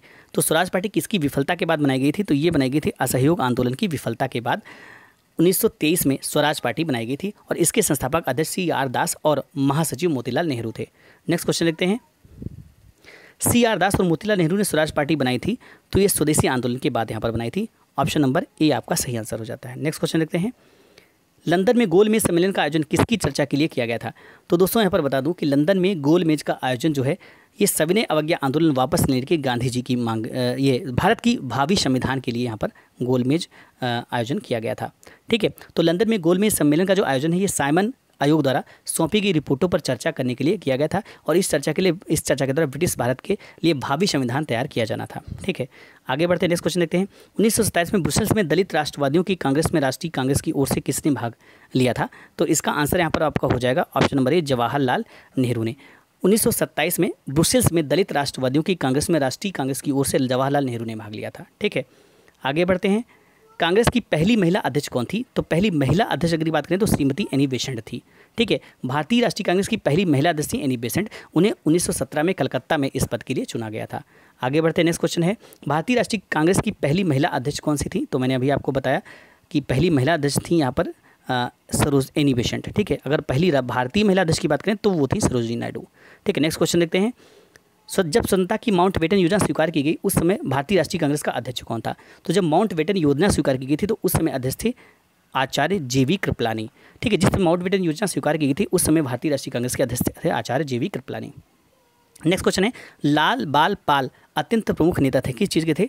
तो स्वराज पार्टी के, मिलिटेंट नेशनल पार्टी के, कांग्रेस पार्टी के या गदर पार्टी के? तो आंसर आपका यहाँ पर हो जाएगा कांग्रेस पार्टी के। ऑप्शन नंबर डी आपका सही आंसर हो जाता है। लाल बाल पाल, लाल बाल यानी कि बाल गंगाधर तिलक, पाल यानी कि बिपिन चंद्र पाल और लाल यानी कि लाल लाजपत राय कांग्रेस पार्टी के गर्म दल के प्रमुख नेता थे। ठीक है, नेक्स्ट क्वेश्चन है, बाल पाल तथा लाल अत्यंत प्रमुख नेता थे, ये फिर से वही रिपीटेड क्वेश्चन है। नेक्स्ट क्वेश्चन देखते हैं, फॉरवर्ड ब्लॉक की स्थापना किसने की थी? तो ये सुभाष चंद्र बोस के द्वारा की गई थी फॉरवर्ड ब्लॉक की स्थापना। दूसरे यहाँ पर बता दूं कि सुभाष चंद्र बोस ने कांग्रेस के त्रिपुरी अधिवेशन 1939 में गांधी जी के से मतभेद होने के बाद फॉरवर्ड ब्लॉक की स्थापना की थी। ठीक है, नेक्स्ट क्वेश्चन देखते हैं, निम्नलिखित में से कौन आज़ाद हिंद फौज का संस्थापक था? तो ये भी हमारे सुभाष चंद्र बोस थे, आज़ाद हिंद फौज के संस्थापक। ठीक है, दोस्तों यहाँ पर बता दूं कि व्यावहारिक रूप से सैन्य इकाई के रूप में इंडियन नेशनल आर्मी का गठन मार्च 1942 में कैप्टन मोहन सिंह द्वारा प्रारंभ कर दिया गया था, किंतु इसके गठन की औपचारिक घोषणा सितंबर 1942 में की गई थी। उल्लेखनीय कि मलय क्षेत्र में भारतीयों द्वारा अपना राजनीतिक संगठन आल मलय इंडियन इंडिपेंडेंट लीग का गठन किया गया था। जून 1942 में संपन्न बैंकॉक सम्मेलन में एक काउंसिल ऑफ एक्शन एवं प्रतिनिधित्व समिति के गठन का प्रस्ताव किया गया था, जिसे इंडियन इंडिपेंडेंस लीग तथा नेशनल आर्मी के मध्य समन्वय तथा अधीक्षक का दायित्व सौंपा गया था। रास Bihari Bose council of action के अध्यक्ष बनाए गए थे, जबकि KPK मेनन, नेद्याम राघवन नागरिक सदस्य तथा मोहन सिंह एवं गिलानी सैनिक सदस्य थे। जापानियों से मोहन सिंह के वैचारिक मतभेद के कारण दिसंबर 1942 में मोहन सिंह ने INA के विघटन की घोषणा कर दी थी, किंतु रास बिहारी बोस ने मोहन सिंह को उनके पद से बर्खास्त कर दिया। बाद में मोहन सिंह जापानी सेना द्वारा गिरफ्तार कर लिए गए। INA का नेतृत्व रास बिहारी बोस ने महानायक सुभाष चंद्र बोस को सौंप दिया। सिंगापुर पहुंचने के 2 दिन बाद 4 जुलाई 1943 को सुभाष चंद्र बोस ने इंडियन नेशनल आर्मी का नेतृत्व ग्रहण कर लिया। सुविधा के लिए इसे द्वितीय इंडियन नेशनल आर्मी की संज्ञा दी जाती है। इसे ही हिंदी में हम आज़ाद हिंद फौज के नाम से जानते हैं। ठीक है, नेक्स्ट क्वेश्चन देखते हैं, 12 अप्रैल 1944 को सुभाष चंद्र बोस ने एक नगर में भारतीय राष्ट्रीय सेना का झंडा फहराया था। वह नगर इस समय किस राज्य केंद्र शासित प्रदेश में यहाँ पर है? तो दोस्तों यहाँ पर बता दूँ यह आंसर इसका हो जाएगा ऑप्शन नंबर सी, मणिपुर। दोस्तों, भारत की मुख्य भूमि पर सर्वप्रथम भारतीय राष्ट्रीय सेना INA द्वारा मोइरांग नगर में कर्नल शौकत उल्ला मलिक द्वारा 14 अप्रैल 1944 में पहला झंडा फहराया गया था और ये नगर वर्तमान में मणिपुर राज्य में स्थित है। आगे बढ़ते हैं। नेक्स्ट क्वेश्चन है, भारतीय राष्ट्रीय कांग्रेस के प्रथम मुसलमान अध्यक्ष कौन थे? तो भारतीय राष्ट्रीय कांग्रेस के प्रथम मुस्लिम अध्यक्ष बदरुद्दीन तैयबी। ठीक है, नेक्स्ट क्वेश्चन है, भारतीय राष्ट्रीय कांग्रेस के पहले अधिवेशन में कितने प्रतिनिधियों ने भाग लिया था? तो पहले अधिवेशन में 72 प्रतिनिधियों ने भाग लिया था। भारतीय राष्ट्रीय कांग्रेस जो पहला अधिवेशन है ये 28 दिसंबर 1885 को बम्बई के ग्वालिया टैंक स्थित गोकुलदास तेजपाल संस्कृत कॉलेज में हुआ था और इसकी जो अध्यक्षता है ये भूमेश चंद्र बनर्जी ने की थी और इसमें कुल 72 प्रतिनिधियों ने भाग लिया, जिसमें बम्बई प्रेसिडेंसी से 38, मद्रास से 21, बंगाल से 3, उत्तर प्रदेश और अवध से 7 तथा पंजाब से 3 प्रतिनिधि शामिल थे। नेक्स्ट क्वेश्चन देखते हैं। वर्ष 1885 में हुई भारतीय राष्ट्रीय कांग्रेस की प्रथम मीटिंग की अध्यक्षता किसके द्वारा की गई थी? तो ये की गई थी भूमेश चंद्र बनर्जी के द्वारा। ठीक, नेक्स्ट क्वेश्चन देखते हैं। इंडियन नेशनल कांग्रेस का संस्थापक कौन था? तो इंडियन नेशनल कांग्रेस के अगर हम संस्थापक की बात करते हैं, इंडियन नेशनल कांग्रेस का संस्थापक कौन था? तो इसके संस्थापक थे ए.ओ. ह्यूम। ठीक है, तो दोस्तों बता दूं कि इंडियन नेशनल कांग्रेस के संस्थापक थे ए.ओ. ह्यूम और इसकी स्थापना 1885 में हुई थी। नेक्स्ट क्वेश्चन है, भारतीय राष्ट्रीय कांग्रेस के गठन संबंधी आंदोलन की किसने शुरुआत की थी? तो इसकी जो शुरुआत की गई थी ये की गई थी ए.ओ. ह्यूम के द्वारा। दोस्तों यहाँ पर बता दूं कि 1884 में ए.ओ. ह्यूम ने भारतीय राष्ट्रीय संघ की स्थापना की, जो कि भारतीय राष्ट्रीय कांग्रेस का अग्रदूत था। कलकत्ता, बम्बई तथा मद्रास का दौरा करने के उपरांत इन्होंने यह घोषणा की कि दिसंबर 1885 में भारतीय राष्ट्रीय संघ एक सम्मेलन पुणे में आयोजित किया जाएगा, लेकिन पुणे में हैजा फैल जाने के कारण सम्मेलन का स्थल बदलकर तेजपाल संस्कृत विद्यालय बम्बई कर दिया गया और इसका पहला अधिवेशन 28 दिसंबर 1885 को हुआ और इसी सम्मेलन में दादा भाई नौरोजी के सुझाव पर संगठन का नाम बदलकर भारतीय राष्ट्रीय कांग्रेस कर दिया गया था। ठीक है, नेक्स्ट क्वेश्चन देखते हैं। भारतीय राष्ट्रीय कांग्रेस का पहला महासचिव कौन था? तो पहले महासचिव की यहाँ पर बात की जा रही है, तो आंसर हो जाएगा ए.ओ. ह्यूम। ये पहले महासचिव थे और पहले अध्यक्ष थे भूमेश चंद्र बनर्जी। ठीक है, नेक्स्ट क्वेश्चन देखते हैं। ए.ओ. ह्यूम के संबंध में निम्नलिखित में से कौन सा कथन सत्य नहीं है? तो दोस्तों यहाँ पर बता दूं, इसमें जो सत्य हो जाएगा ये हो जाएगा उसने कांग्रेस के वार्षिक सत्रों की 2 बार अध्यक्षता की, ये आपका सत्य नहीं है, बाकी सारे यहाँ पर सत्य हैं। निम्नलिखित में से किस आंदोलन का नेतृत्व महात्मा गांधी ने नहीं किया था? तो कौन से आंदोलन का नेतृत्व महात्मा गांधी के द्वारा नहीं किया गया था? तो ये हो जाएगा स्वदेशी आंदोलन। दोस्तों यहाँ पर बता दूं कि जो स्वदेशी आंदोलन है ये 1905 में हुआ था और इसका जो नेतृत्व है महात्मा गांधी ने नहीं किया था। लॉर्ड कर्जन ने 19 जुलाई 1905 को बंगाल विभाजन के निर्णय की घोषणा की, जिसके परिणामस्वरूप 7 अगस्त 1905 को कलकत्ता में टाउन हॉल में स्वदेशी आंदोलन की घोषणा की गई और 16 अक्टूबर 1905 का दिन, जिस दिन विभाजन प्रभावी हुआ, पूरे बंगाल में शोक दिवस के रूप में मनाया गया। रविन्द्रनाथ टैगोर के सुझाव पर विभाजन दिवस को राखी दिवस के रूप में भी मनाया गया। असहयोग आंदोलन 1920 से 1922, सविनय अवज्ञा आंदोलन 1930 और भारत छोड़ो आंदोलन 1942 का नेतृत्व महात्मा गांधी ने किया था। ठीक है, नेक्स्ट क्वेश्चन देखते हैं। खिलाफत आंदोलन किसको अपमानित करने के खिलाफ विरोध करने के लिए प्रारंभ किया गया था? तो खिलाफत आंदोलन की यहाँ पर बात की जा रही है, तो इसका आंसर आपका यहाँ पर हो जाएगा टर्किश खलीफा। दोस्तों यहाँ पर बता दूं कि तुर्की के जो सुल्तान थे इस्लाम का खलीफा मानते, तुर्की के जो सुल्तान को इस्लाम का खलीफा मानते थे। प्रथम विश्व युद्ध की समाप्ति के बाद ब्रिटिश सरकार ने टर्की साम्राज्य का विघटन करने का निश्चय किया, अतः भारतीय मुसलमान रुष्ट हो गए।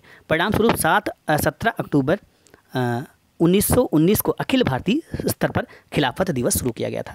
नेक्स्ट क्वेश्चन देखते हैं। 1916 में भारतीय राष्ट्रीय कांग्रेस और मुस्लिम लीग एक दूसरे के निकट आ गए थे। कहाँ पर आए थे, किस अधिवेशन में और कहाँ पर आए थे? तो दोस्तों इसका आंसर आपका हो जाएगा हरिपुरा अधिवेशन में, ऑप्शन नंबर डी। दोस्तों यहाँ पर बता दूँ, यहाँ पर हरिपुरा अधिवेशन नहीं हुआ, यहाँ पर हो जाएगा लखनऊ अधिवेशन, सॉरी मुझसे मिस्टेक हो गई यहाँ पर, हरिपुरा नहीं लखनऊ अधिवेशन 1916, ऑप्शन नंबर सी सही आंसर हो जाता है। 1916 के भारतीय राष्ट्रीय कांग्रेस और मुस्लिम लीग लखनऊ में हुए समझौते के बाद एक दूसरे के निकट आ गए थे। ठीक है, नेक्स्ट क्वेश्चन देखते हैं। नरम दल और गरम दल के बीच फूट कहाँ और किस वर्ष पड़ी थी? तो 1907 के कांग्रेस के सूरत अधिवेशन में नरम दल और गरम दल में यहाँ पर फूट पड़ी थी। ठीक है, दोस्तों यहाँ पर बता दूं कि नरम दल और गरम दल की फूट 1907 में कांग्रेस के सूरत अधिवेशन में पड़ी थी और इस अधिवेशन की जो अध्यक्षता है ये डॉक्टर रास बिहारी बोस ने की थी और 1916 ईस्वी के लखनऊ अधिवेशन में तिलक और एनी बेसेंट के प्रयासों से ये दोनों धड़े पुनः एक हुए और कांग्रेस के इस अधिवेशन की जो अध्यक्षता है अंबिका चरण मजूमदार ने की थी। ठीक है, नेक्स्ट क्वेश्चन देखते हैं। इंडियन नेशनल कांग्रेस का बंटवारा मध्यवर्गीय और चरमपंथी वर्गों में किस वर्ष हुआ था? तो इसका आंसर आप सभी को पता होगा, 1907 के सूरत अधिवेशन में हुआ था। नेक्स्ट क्वेश्चन देखते हैं। जलियांवाला बाग हादसे से कौन सा ब्रिगेडियर संबंधित था? तो जलियांवाला बाग हत्याकांड से संबंधित कौन थे? तो ये थे general Dyer, option number B आपका सही आंसर हो जाता है। जलियांवाला बाग हादसे से ब्रिगेडियर जनरल डायर संबंधित थे और 13 अप्रैल 1919 का वैसाखी के दिन अमृतसर के जलियांवाला बाग में एकत्रित निहत्थी भीड़ पर ब्रिगेडियर जनरल रेजिनाल्ड डायर के आदेश पर गोलियां चलाई गई थी। ठीक है, नेक्स्ट क्वेश्चन देखते हैं कि लाला लाजपत राय किसके विरुद्ध प्रदर्शन कर रहे थे जब वे पुलिस की नृशंसता का शिकार हुए थे? तो ये विरुद्ध किसके विरुद्ध कर रहे थे? तो आंसर इसका हो जाएगा साइमन कमीशन का ये विरोध कर रहे थे। लाला लाजपत राय द्वारा 1928 में साइमन कमीशन के विरोध प्रदर्शन करते समय पुलिस की नृशंसता का शिकार हो गए थे। नेक्स्ट क्वेश्चन देखते हैं। पूना समझौता 1932 किसके बीच हुआ था? तो पूना समझौता गांधी और अंबेडकर जी के मध्य हुआ था। दोस्तों यहाँ पर बता दूं कि ऐतिहासिक पूना समझौता 1932 महात्मा गांधी एवं भीमराव अंबेडकर के मध्य हुआ था। यद्यपि कि इस पर गांधी जी ने स्वयं हस्ताक्षर नहीं किए थे, बल्कि इस पर अंबेडकर और गांधी जी के अनुयायियों द्वारा हस्ताक्षर किए गए थे। 24 सितंबर 1932 को हस्ताक्षरित इस समझौते में दलित वर्गों के लिए पृथक निर्वाचन मंडल के स्थान पर सामान्य वर्ग के तहत ही सीटें आरक्षित करने की व्यवस्था की गई थी। ठीक है, नेक्स्ट क्वेश्चन देखते हैं। भारतीय राष्ट्रीय कांग्रेस का पहला अंग्रेज अध्यक्ष कौन था? तो दोस्तों भारतीय राष्ट्रीय कांग्रेस के जो पहले अंग्रेज थे वे थे जॉर्ज यूले। दोस्तों यहाँ पर बता दूं कि कांग्रेस का जो चौथा अधिवेशन उत्तर पश्चिमी प्रांत की राजधानी इलाहाबाद में हुआ था। इसकी अध्यक्षता जॉर्ज यूले के द्वारा की गई थी, जो भारतीय राष्ट्रीय कांग्रेस के पहले अंग्रेज अध्यक्ष थे। अब दोस्तों आप लोगों ने कि एओ ह्यूम कहते थे, वो महासचिव थे। ठीक है, वो अध्यक्ष नहीं थे, वो महासचिव थे। ठीक है, नेक्स्ट क्वेश्चन देखते हैं। होम रूल लीग की स्थापना की गई थी। तो होम रूल लीग की जो स्थापना है ये कब की गई थी? तो आंसर इसका हो जाएगा प्रथम विश्व युद्ध के दौरान होम रूल लीग की स्थापना की गई थी। दोस्तों यहाँ पर बता दो कि भारत में होम रूल लीग की जो स्थापना है स्वशासन की प्राप्ति के उद्देश्य से 1916 में बाल गंगाधर तिलक एवं एनी बेसेंट द्वारा अलग अलग की गई, और ये प्रथम विश्व युद्ध 1914 से 1918 के दौरान हुआ था। ठीक है, नेक्स्ट क्वेश्चन देखते हैं। ऑल इंडिया मुस्लिम लीग की स्थापना किसने की थी? तो ऑल इंडिया मुस्लिम लीग की जो स्थापना है ये किसके द्वारा की थी? आगा खान के द्वारा की गई थी। यहाँ पर बता दो कि 1906 में ढाका में अखिल भारतीय मुस्लिम की स्थापना नवाब सलीमुल्लाह खान एवं आगा खान के नेतृत्व में की गई थी। आगे बढ़ते हैं, नेक्स्ट क्वेश्चन देखते हैं। विभाजन परिषद का अध्यक्ष कौन था? तो दोस्तों यहाँ पर विभाजन परिषद का जो अध्यक्ष थे वो थे लॉर्ड माउंटबेटन। ठीक है, आगे बढ़ते हैं, नेक्स्ट क्वेश्चन देखते हैं। भारत के राष्ट्रवादी नेताओं ने साइमन कमीशन का बहिष्कार किया था क्योंकि वे कमीशन के सदस्य किस लिए किया था? कि कमीशन के जो सभी सदस्य थे अंग्रेज थे, इसकी वजह से किया गया था। दोस्तों यहाँ पर बता दो कि 1919 के भारत सरकार अधिनियम की जो समीक्षा के लिए 1927 ईस्वी में ब्रिटिश सरकार द्वारा साइमन कमीशन का गठन किया गया, और इस आयोग के सभी सदस्य अंग्रेज थे, और इस आयोग में किसी भी भारतीय को न शामिल किए जाने के कारण भारत में इसका तीव्र विरोध हुआ था, और भारत के राष्ट्रवादी नेताओं द्वारा इसका बहिष्कार किया गया था। आगे बढ़ते हैं, नेक्स्ट क्वेश्चन देखते हैं। फरवरी 1928 में भारत आने वाले साइमन कमीशन का बहिष्कार किया गया था क्योंकि उसके सभी सदस्य अंग्रेज थे। ठीक है, नेक्स्ट क्वेश्चन देखते हैं। भारत सेवक समाज की स्थापना किसने की थी? तो दोस्तों भारत सेवक समाज की जो स्थापना है ये की थी गोपाल कृष्ण गोखले के द्वारा। भारत सेवक समाज यानी कि सर्जेंट ऑफ इंडिया सोसाइटी की स्थापना जो है ये गोपाल कृष्ण गोखले ने पुणे महाराष्ट्र में 12 जून 1905 में की थी। आगे बढ़ते नेक्स्ट क्वेश्चन है, सर्वेंट ऑफ इंडिया सोसाइटी के संस्थापक कौन थे? तो सर्वेंट ऑफ इंडिया सोसाइटी के संस्थापक ने अभी बताया जी के गोपाल कृष्ण गोखले थे। ठीक है, नेक्स्ट क्वेश्चन देखते हैं। गुजरात में साबरमती आश्रम की स्थापना गांधी जी ने किस वर्ष में की थी? तो साबरमती की आश्रम की जो स्थापना ये गांधी जी ने की थी 1917 ईस्वी में। गुजरात में साबरमती आश्रम की जो स्थापना है ये गांधी जी ने 17 जून 1917 में कोचरब नामक स्थान पर की थी, और गांधी जी ने अपना प्रसिद्ध दांडी मार्च यहीं से प्रारंभ किया था। आगे बढ़ते नेक्स्ट क्वेश्चन है, कलकत्ता, मद्रास तथा बंबई में उच्च न्यायालय निम्नलिखित में से किस वायसराय के कार्यकाल में अस्तित्व में आए थे? तो आंसर यहाँ पर आपका हो जाएगा ऑप्शन नंबर बी यानी कि लॉर्ड कैनिंग। दोस्तों यहाँ पर बता दूं कि उच्च न्यायालय अधिनियम 1861 के तहत लॉर्ड कैनिंग के कार्यकाल में 1 जुलाई 1962 को कलकत्ता, 14 अगस्त 1962 को बंबई और 15 अगस्त 1962 को मद्रास उच्च न्यायालय की स्थापना की गई थी।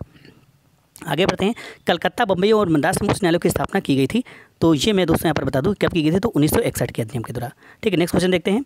1861 के। नेक्स्ट है, बाल गंगाधर तिलक किसे अपना राजनीतिक गुरु मानते थे? तो आंसर इसका जो हो जाएगा बाल गंगाधर जो तिलक है ये दादा भाई नौरोजी को अपना राजनीतिक गुरु मानते थे। ठीक है, नेक्स्ट क्वेश्चन देखते हैं। चिटगांव शस्त्रागार पर धावा किसके नेतृत्व में बोला गया था? तो ये बोला गया था सूर्यसेन के नेतृत्व में चिटगांव शस्त्रागार पर धावा बोला गया था। 18 अप्रैल 1930 में सूर्यसेन के नेतृत्व में चिटगांव यानी कि तत्कालीन बंगाल शस्त्रागार पर धावा बोला गया, और सूर्यसेन को प्यार से लोग मास्टर दा भी कहते थे। ठीक है, नेक्स्ट क्वेश्चन देखते हैं। गांधी इरविन समझौते पर हस्ताक्षर कब हुए थे? तो दोस्तों यहाँ पर बता दूं कि गांधी इरविन समझौते पर जो हस्ताक्षर है ये 5 मार्च 1931 को हुए थे। गांधी इरविन समझौता 5 मार्च 1931 इस पर जो है हस्ताक्षर किए गए थे, और इस समझौते की प्रमुख शर्तें क्या थी वो मैं बता देता हूँ। सरकार द्वारा सभी अध्यादेशों एवं अपूर्ण अभियोगों के मामले को वापस लिया जाए, हिंसात्मक कार्यों में लिप्त अभियुक्तों के अतिरिक्त सभी राजनीतिक कैदियों को मुक्त किया जाए, कांग्रेस व उनके कार्यकर्ताओं की जब्त संपत्ति वापस की जाए, समुद्र के किनारे बसने वाले लोगों को नमक बनाने व उसे एकत्रित करने की छूट दी जाए। ठीक है, नेक्स्ट क्वेश्चन देखते हैं। कौन से गोलमेज सम्मेलन में महात्मा गांधी जी ने भाग लिया था? तो कौन से गोलमेज सम्मेलन में महात्मा गांधी जी के द्वारा हिस्सा लिया गया था? तो आंसर इसका जो हो जाएगा ये हो जाएगा ऑप्शन नंबर बी, द्वितीय गोलमेज सम्मेलन 1931 जो कि 29 अगस्त 1931 को हुआ था। इसमें जो है एस राजपुताना नामक जहाज से द्वितीय गोल सम्मेलन में हिस्सा लेने ब्रिटेन पहुंचे थे गांधी जी। ठीक है, नेक्स्ट क्वेश्चन है, उस राज्य पुनर्गठन आयोग का अध्यक्ष कौन था जिसने भाषाई आधार पर राज्यों को पुनः सीमांकन करने की सिफारिश की थी? तो इसका आंसर यहाँ पर आपका हो जाएगा फजल अली। दोस्तों यहाँ पर बता दो कि नेहरू द्वारा अगस्त 1953 में एक राज्य पुनर्गठन आयोग नियुक्त किया गया जिसके अध्यक्ष फजल अली थे और राज्य पुनर्गठन आयोग ने अपनी रिपोर्ट अक्टूबर 1955 में दिया और इसमें कहा गया कि राज्यों के गठन में प्रशासनिक और आर्थिक पहलुओं को समुचित महत्व देते हुए भी भाषाई आधार पर ज़्यादा जोर देना चाहिए। ठीक है, आगे बढ़ते हैं, नेक्स्ट क्वेश्चन लेते हैं। स्वतंत्र भारत में पहली गैर कांग्रेस सरकार किस राज्य में बनी थी? तो स्वतंत्र भारत में जो पहली गैर कांग्रेस सरकार बनी थी ये केरल में बनी थी। दोस्तों यहाँ पर बता दूं कि स्वतंत्र भारत की पहली गैर कांग्रेस सरकार केरल राज्य में बनी थी और इसका कार्यकाल अप्रैल 1957 से जुलाई 1959 तक रहा था और प्रथम गैर कांग्रेसी मुख्यमंत्री ESS नंदरीपाद कम्युनिस्ट पार्टी के ये थे। नेक्स्ट क्वेश्चन है 1937 में कांग्रेस ने मंत्रिमंडल बनाए। तो दोस्तों यहाँ पर बता दूं कि 1937 के चुनाव में कांग्रेस के से संयुक्त प्रांत, उड़ीसा, मध्य प्रांत, बिहार और मद्रास से पूर्ण बहुमत और बम्बई में लगभग पूर्ण बहुमत 175 प्राप्त किया और इन 6 राज्यों में कांग्रेसी मंत्रिमंडल ने पदभार संभाला। बाद में असम और पश्चिमोत्तर प्रांत में भी कांग्रेस मंत्रिमंडल अन्य दलों के सहयोग से गठित हुआ था।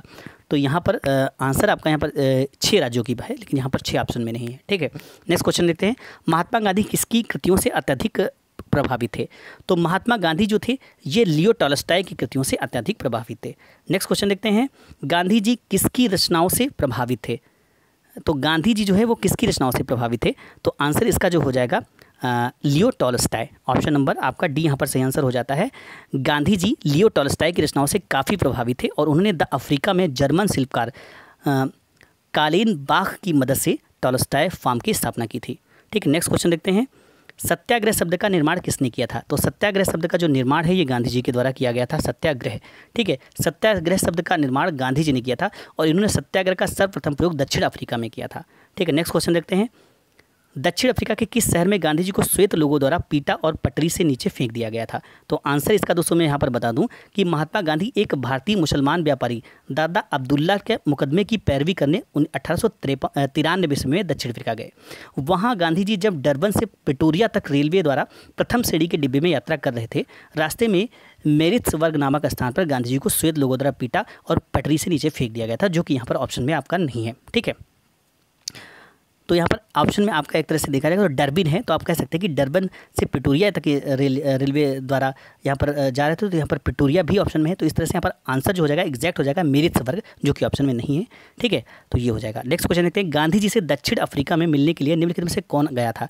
तो गांधी जी से दक्षिण अफ्रीका में मिलने के लिए गए थे गोपाल कृष्ण गोखले। ठीक, गांधी जी दक्षिण अफ्रीका में मिलने हेतु गोपाल कृष्ण गोखले यहाँ पर गए थे। ठीक है, नेक्स्ट क्वेश्चन देखते हैं।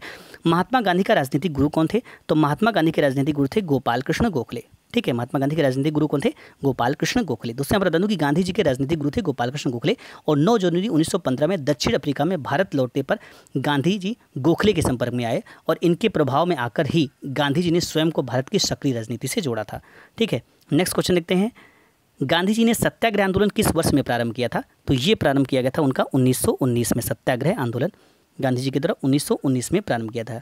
ठीक है, गांधी जी ने भारत में सत्याग्रह का पहला प्रयोग यद्यपि 1917 में चंपारण में किया था, तथापि राष्ट्रीय स्तर पर उन्होंने सत्याग्रह आंदोलन 1919 में रॉलेट एक्ट के विरुद्ध किया था। ठीक है, नेक्स्ट क्वेश्चन देखते हैं। गांधी जी ने भारत में अपनी राजनीतिक गतिविधियों का प्रारंभ यहाँ से किया था, तो कहाँ से किया था? तो आंसर आपका यहाँ पर हो जाएगा Champaran, option number D. Next question देखते हैं। गांधी जी की अध्यक्षता में एकमात्र AICC अधिवेशन कहाँ आयोजित किया गया था? तो आंसर हो जाएगा आपका इसका बेलगाम, ऑप्शन नंबर सी आपका सही आंसर हो जाता है। गांधी जी की अध्यक्षता में एकमात्र AICC all India Congress committee अधिवेशन 1924 में बेलगांव में आयोजित किया गया था, बेलग्राम में आयोजित किया गया था। नेक्स्ट क्वेश्चन है। महात्मा गांधी ने सन 1930 में सिविल अवज्ञा आंदोलन कहाँ आरंभ किया था? तो आंसर इसका हो जाएगा ऑप्शन नंबर डी, यहाँ पर डांडी। 6 अप्रैल 1930 को गांधी जी ने डांडी पहुंचकर समुद्र तट पर नमक कानून तोड़कर सिविल अवज्ञा आंदोलन का प्रारंभ किया था। नेक्स्ट क्वेश्चन देखते हैं। गांधी जी खादी को किसका प्रतीक मानते थे? तो दोस्तों यहाँ पर बता दूं कि जो गांधी जी थे ये खादी को मानते थे किसका प्रतीक? तो मानते थे आर्थिक स्वतंत्रता का प्रतीक मानते थे गांधी जी खादी को। ठीक है, आगे बढ़ते हैं, नेक्स्ट क्वेश्चन देखते हैं। नेक्स्ट क्वेश्चन है हमारा, दी गई घटनाओं के निम्नलिखित कालक्रम से सही यहाँ पर आपको सजाना है। तो दोस्तों यहाँ पर बता दूँ, यहाँ पर जो सही आंसर हो जाएगा ये हो जाएगा ऑप्शन नंबर बी, आपका सही आंसर यहाँ पर हो जाएगा। दोस्तों बता दो कि जो कैबिनेट मिशन है ये सभी ने अवज्ञा आंदोलन 1930 में हुआ था, क्रिप्स मिशन 1942 में आया था और द कैबिनेट मिशन जो है ये आपका 1946 में आया था। ठीक है, नेक्स्ट क्वेश्चन देखते हैं। निम्न को कालक्रम में यहाँ पर सजाना है। दांडी यात्रा, साइमन कमीशन, पूना पैक्ट और गांधी इरविन समझौता। तो दोस्तों बता दूं कि जो साइमन कमीशन था ये 1927 में आया था। ठीक है, दांडी यात्रा 6 अप्रैल 1930 को हुई थी। ठीक है। और गांधी इरविन समझौता 5 मार्च 1931 में हुआ था और पूना समझौता जो है ये 26 सितंबर 1932 को हुआ था, ठीक है। नेक्स्ट क्वेश्चन देखते हैं कि निम्नलिखित में से किसके बीच सही मेल है। तो दोस्तों सही मेल किसके बीच है, तो आंसर यहाँ पर हो जाएगा भारतीय राष्ट्रीय सेना सुभाष चंद्र बोस। भारतीय राष्ट्रीय सेना सुभाष चंद्र बोस, ये सही मेल आपका हो जाता है। नेक्स्ट क्वेश्चन देखते हैं 1937 में किन 2 राज्यों में गैर कांग्रेस मंत्रिमंडल थे। तो 1937 में कौन से 2 राज्य थे जिसमें गैर कांग्रेस मंत्रिमंडल थे, तो आंसर हो जाएगा बंगाल और पंजाब। ऑप्शन नंबर ए आपका सही आंसर हो जाता है। 1937 ईस्वी के चुनाव में कांग्रेस को बंगाल, पंजाब और सिंध से पूर्ण बहुमत नहीं मिल सका था। पंजाब में यूनियनिस्ट पार्टी और मुस्लिम लीग तथा बंगाल में कृषक प्रजा पार्टी एवं मुस्लिम लीग की सरकार गठित हुई थी। सिंध में भी गैर कांग्रेसी मंत्रिमंडल का गठन हुआ था, ठीक है। नेक्स्ट क्वेश्चन देखते हैं 1939 में सुभाष चंद्र बोस किसे हराकर कांग्रेस पार्टी के अध्यक्ष चुने गए थे। तो दोस्तों आंसर इसका हो जाएगा पट्टाभी सीतारमैया। पट्टाभी सीतारमैया। दोस्तों यहाँ पर बता दूं कि त्रिपुरी में जनवरी 1939 में सुभाष चंद्र बोस ने गांधी जी द्वारा समर्थित सीताभी पट्टारमैया को हराकर कांग्रेसी पार्टी के अध्यक्ष चुना गया था। लेकिन गांधी जी से विवाद के कारण अप्रैल 1939 में उन्होंने कांग्रेस पद का जो अध्यक्ष पद था उसे त्याग दिया था और इसके बाद राजेंद्र प्रसाद का कांग्रेस अध्यक्ष बनाया गया था, ठीक है। नेक्स्ट क्वेश्चन देखते हैं कैबिनेट मिशन भारत कब आया था। तो कैबिनेट मिशन जो है भारत में आया था 1946 में। ऑप्शन नंबर डी आपका सही आंसर हो जाता है। नेक्स्ट है भारत में कैबिनेट मिशन किस लिए भेजा गया था। तो दोस्तों यहाँ पर बता दूं कि भारत में जो कैबिनेट मिशन है ये भेजा गया था कि शक्ति के अंतरण के लिए एक संवैधानिक व्यवस्था निश्चित करने के लिए भेजा गया था, ठीक है। देखिए दोस्तों बता दूं कि कैबिनेट मिशन जो है 24 मार्च 1946 को दिल्ली आया और इस मिशन का उद्देश्य स्वतंत्र भारत का संविधान तैयार करने के लिए शीघ्र ही एक कार्यप्रणाली तैयार करना तथा अंतरिम सरकार के लिए आवश्यक प्रबंध करना था, ठीक है। नेक्स्ट क्वेश्चन देखते हैं महात्मा गांधी के अनुसार संसार में सबसे शक्तिशाली बल निम्नलिखित में से कौन सा है। तो दोस्तों इनके अनुसार जो सबसे शक्तिशाली बल है यह है वीर की अहिंसा। दोस्तों यहाँ पर बता दूं कि महात्मा गांधी ने अनुसार संसार में सबसे शक्तिशाली बल वीर की अहिंसा है। नेक्स्ट क्वेश्चन देखते हैं महात्मा गांधी के बारे में निम्नलिखित में से क्या सही नहीं है। तो दोस्तों यहाँ पर बता दूँ कि महात्मा गांधी ने राजनीति को धर्म से पूरी तरह अलग रखने की वकालत की थी, ठीक है। महात्मा गांधी ने राजनीति को पूरी तरह से धर्म से अलग रखने की वकालत की थी। नेक्स्ट क्वेश्चन देखते हैं महात्मा गांधी ने किस आंदोलन का समर्थन किया था। तो दोस्तों यहाँ पर बता दूं कि महात्मा गांधी ने किस आंदोलन का इसमें समर्थन किया था। तो आंसर हो जाएगा अस्पृश्यता, ठीक है। अस्पृश्यता का इन्होंने समर्थन किया था, ठीक है। दोस्तों यहाँ पर बता दूं कि महात्मा गांधी ने हरिजनों के उद्धार के लिए अपना सारा जीवन लगा दिया और वे अस्पृश्यता को मानवता के लिए अपराध मानते थे। 1932 में उन्हें अछूतों को हरिजन नाम दिया था तथा हरिजन सेवक संघ की स्थापना की थी, ठीक है। नेक्स्ट क्वेश्चन देखते हैं 1942 में भारत छोड़ो आंदोलन आरंभ करने के लिए कौन सा मुख्य कारण था। तो इसका जो मुख्य कारण था वो था क्रिप्स मिशन की विफलता। आंसर आपका हो जाएगा क्रिप्स मिशन की विफलता। दूसरा बता दूं कि क्रिप्स मिशन 1942 में विफलता ने अंततः भारत छोड़ो आंदोलन को जन्म दिया। 7 अगस्त 1942 को मुंबई की ऐतिहासिक ग्वालियर टैंक में अखिल भारतीय कांग्रेस की कमेटी की वार्षिक बैठक जिसकी अध्यक्षता अबुल कलाम आज़ाद ने की थी, जिसमें वर्धा प्रस्ताव भारत छोड़ो की पुष्टि हुई और 8 अगस्त 1942 को प्रस्ताव स्वीकार कर लिया गया और 9 अगस्त 1942 को भारत छोड़ो आंदोलन आरंभ हो गया था, ठीक है। नेक्स्ट क्वेश्चन देखते हैं अंग्रेजों के लिए गांधी जी का प्रसिद्ध भारत छोड़ो आंदोलन का आरंभ कब हुआ था। तो दोस्तों यहाँ पर मैंने अभी आपको बताया कि 1942 में इसका आरंभ हुआ था। नेक्स्ट क्वेश्चन देखते हैं भारत छोड़ो आंदोलन 1942 में किस महीने में शुरू किया गया था। तो ये भी यहाँ पर पूछ लिया गया है। तो ये शुरू किया गया था अगस्त में, शुरू किया था 9 अगस्त को, ठीक है। नेक्स्ट क्वेश्चन देखते हैं क्रिप्स मिशन भारत में कब आया था। तो क्रिप्स मिशन भारत में आया था 1942 में। ऑप्शन नंबर सी आपका सही आंसर हो जाता है। क्रिप्स मिशन यानी कि स्टैफोर्ड क्रिप्स के नेतृत्व में क्रिप्स मिशन भारतीय नेताओं से वार्ता हेतु वर्ष मार्च 1942 में भारत आया था, ठीक है। आगे बढ़ते हैं। नेक्स्ट क्वेश्चन देखते हैं भारत छोड़ो आंदोलन के दौरान समानांतर सरकार का गठन कहाँ किया गया था। तो भारत छोड़ो आंदोलन के दौरान समानांतर सरकार का जो गठन है ये बलिया में किया गया था। ऑप्शन नंबर डी सही आंसर हो जाता है। 1942 में भारत छोड़ो आंदोलन के दौरान देश के कई क्षेत्रों में समानांतर सरकारें स्थापित की गई थी। बलिया उत्तर प्रदेश उन क्षेत्रों में से एक था जहाँ समानांतर सरकार का गठन किया गया था। यहाँ की सरकार का नेतृत्व चित्तू पांडे ने किया था और बलिया के अतिरिक्त बंगाल के तामलुक, महाराष्ट्र के सतारा एवं उड़ीसा के तलचर में भी भारत छोड़ो आंदोलन के दौरान समानांतर सरकारें गठित की गई थी। आगे बढ़ते हैं। नेक्स्ट क्वेश्चन देखते हैं हमारा नेक्स्ट क्वेश्चन क्या है। तो दोस्तों यहाँ पर जो नेक्स्ट क्वेश्चन है वह है स्वतंत्र भारत में निम्नलिखित में से कौन सी महिला किसी राज्य की पहली राज्यपाल थी। तो दोस्तों स्वतंत्र भारत में जो पहली राज्यपाल बनाई गई थी वो बनाई गई थी Shrimati Sarojini Naidu. Option number A आपका सही आंसर हो जाता है। स्वतंत्र भारत में उत्तर प्रदेश की प्रथम राज्यपाल 15 अगस्त 1947 से 1 मई 1949 तक श्रीमती सरोजनी नायडू थी और यह किसी भी राज्य की पहली महिला राज्यपाल थी। आगे बढ़ते हैं। नेक्स्ट क्वेश्चन है चौरी चौरा कांड के बाद गांधी ने स्थगित कर दिया था। तो दोस्तों चौरी चौरा के कांड के बाद गांधी ने असहयोग आंदोलन को स्थगित कर दिया था और चौरी चौरा की जो घटना है ये 5 फरवरी 1922 के बाद गांधी जी ने असहयोग आंदोलन को स्थगित कर दिया था। ठीक है, नेक्स्ट क्वेश्चन देखते हैं कि असहयोग आंदोलन को किसके कारण स्थगित किया गया था। तो मैंने अभी बताया कि ये चौरी चौरा घटना की वजह से यहाँ पर स्थगित किया गया था। आगे बढ़ते हैं, नेक्स्ट क्वेश्चन है कि भारतीय राष्ट्रीय कांग्रेस ने असहयोग का अपना प्रसिद्ध प्रस्ताव 1920 में कहाँ आयोजित कर अपने अधिवेशन में पारित किया था। तो दोस्तों इसका जो आंसर हो जाएगा ये हो जाएगा ऑप्शन नंबर डी, कलकत्ता में। दोस्तों यहाँ पर बता दूं कि भारतीय राष्ट्रीय कांग्रेस ने असहयोग आंदोलन का जो अपना प्रसिद्ध प्रस्ताव है 1920 में कलकत्ता में स्वीकार किया और यह एक विशेष अधिवेशन था जिसकी अध्यक्षता लाला लाजपत राय ने की थी। ठीक है, नेक्स्ट क्वेश्चन देखते हैं, किस आंदोलन को हिंदुओं और मुसलमानों दोनों का समर्थन मिला था। तो कौन सा आंदोलन था जिसमें दोनों का अच्छी तरीके से समर्थन मिला था। तो ये मिला था असहयोग आंदोलन को। दोस्तों यहाँ पर बता दो कि खिलाफत आंदोलन 1920 और असहयोग आंदोलन 1920 से 1922 में हिंदुओं और मुसलमानों दोनों का समर्थन मिला था। और इस संदर्भ में एंचिसन की टिप्पणी उल्लेखनीय है कि इस मिसाल में हम मुसलमानों की हिंदुओं से भिड़ा नहीं पाए। इसी संदर्भ में गांधी जी ने कहा था कि हिंदुओं और मुसलमानों की एकता के एक ऐसे अवसर के रूप में देखा जो 100 वर्षों में भी पुनः प्रस्तुत नहीं होगा। नेक्स्ट क्वेश्चन है, किस आंदोलन को हिंदू और मुसलमानों को दोनों का समर्थन मिला था। मैंने भी बताया आपको कि असहयोग आंदोलन को प्राप्त था। नेक्स्ट क्वेश्चन देखते हैं, सत्याग्रह के 3 प्रमुख स्वरूप कौन से थे। तो सत्याग्रह के 3 प्रमुख स्वरूप कौन से थे। तो आंसर हो जाएगा असहयोग, सविनय अवज्ञा और बहिष्कार। ये 3 प्रमुख यहाँ पर स्वरूप थे। नेक्स्ट क्वेश्चन देखते हैं, 1930 में सविनय अवज्ञा आंदोलन किस मुद्दे पर शुरू किया गया था। तो सविनय अवज्ञा आंदोलन 1930 में किस मुद्दे पर शुरू किया गया था। तो आंसर इसका जो हो जाएगा ये हो जाएगा ब्रिटिश सरकार द्वारा अपनाया गया नमक एकाधिकार, यानी कि ऑप्शन नंबर आपका सी यहाँ पर सही आंसर यहाँ पर हो जाता है। सविनय अवज्ञा आंदोलन 12 मार्च 1930 को गांधी जी के प्रसिद्ध दांडी मार्च के साथ अहमदाबाद से प्रारंभ हुआ था और गांधी जी 6 अप्रैल 1930 को दांडी पहुंचे, समुद्र तल से दूर मुट्ठी भर नमक उठाया और इस प्रकार ब्रिटिश सरकार द्वारा अपनाए गए नमक एकाधिकार को तोड़ दिया। और ये इस बात का प्रतीक था कि भारतीय जनता अब ब्रिटिश कानूनों और ब्रिटिश शासन के अंतर्गत जीने के लिए तैयार नहीं है और इस प्रकार आंदोलन को तत्कालीन मुद्दे नमक एकाधिकार को लेकर शुरू किया गया था, परंतु इसका दीर्घकालिक लक्ष्य पूर्ण स्वराज्य था। ठीक है, नेक्स्ट क्वेश्चन देखते हैं,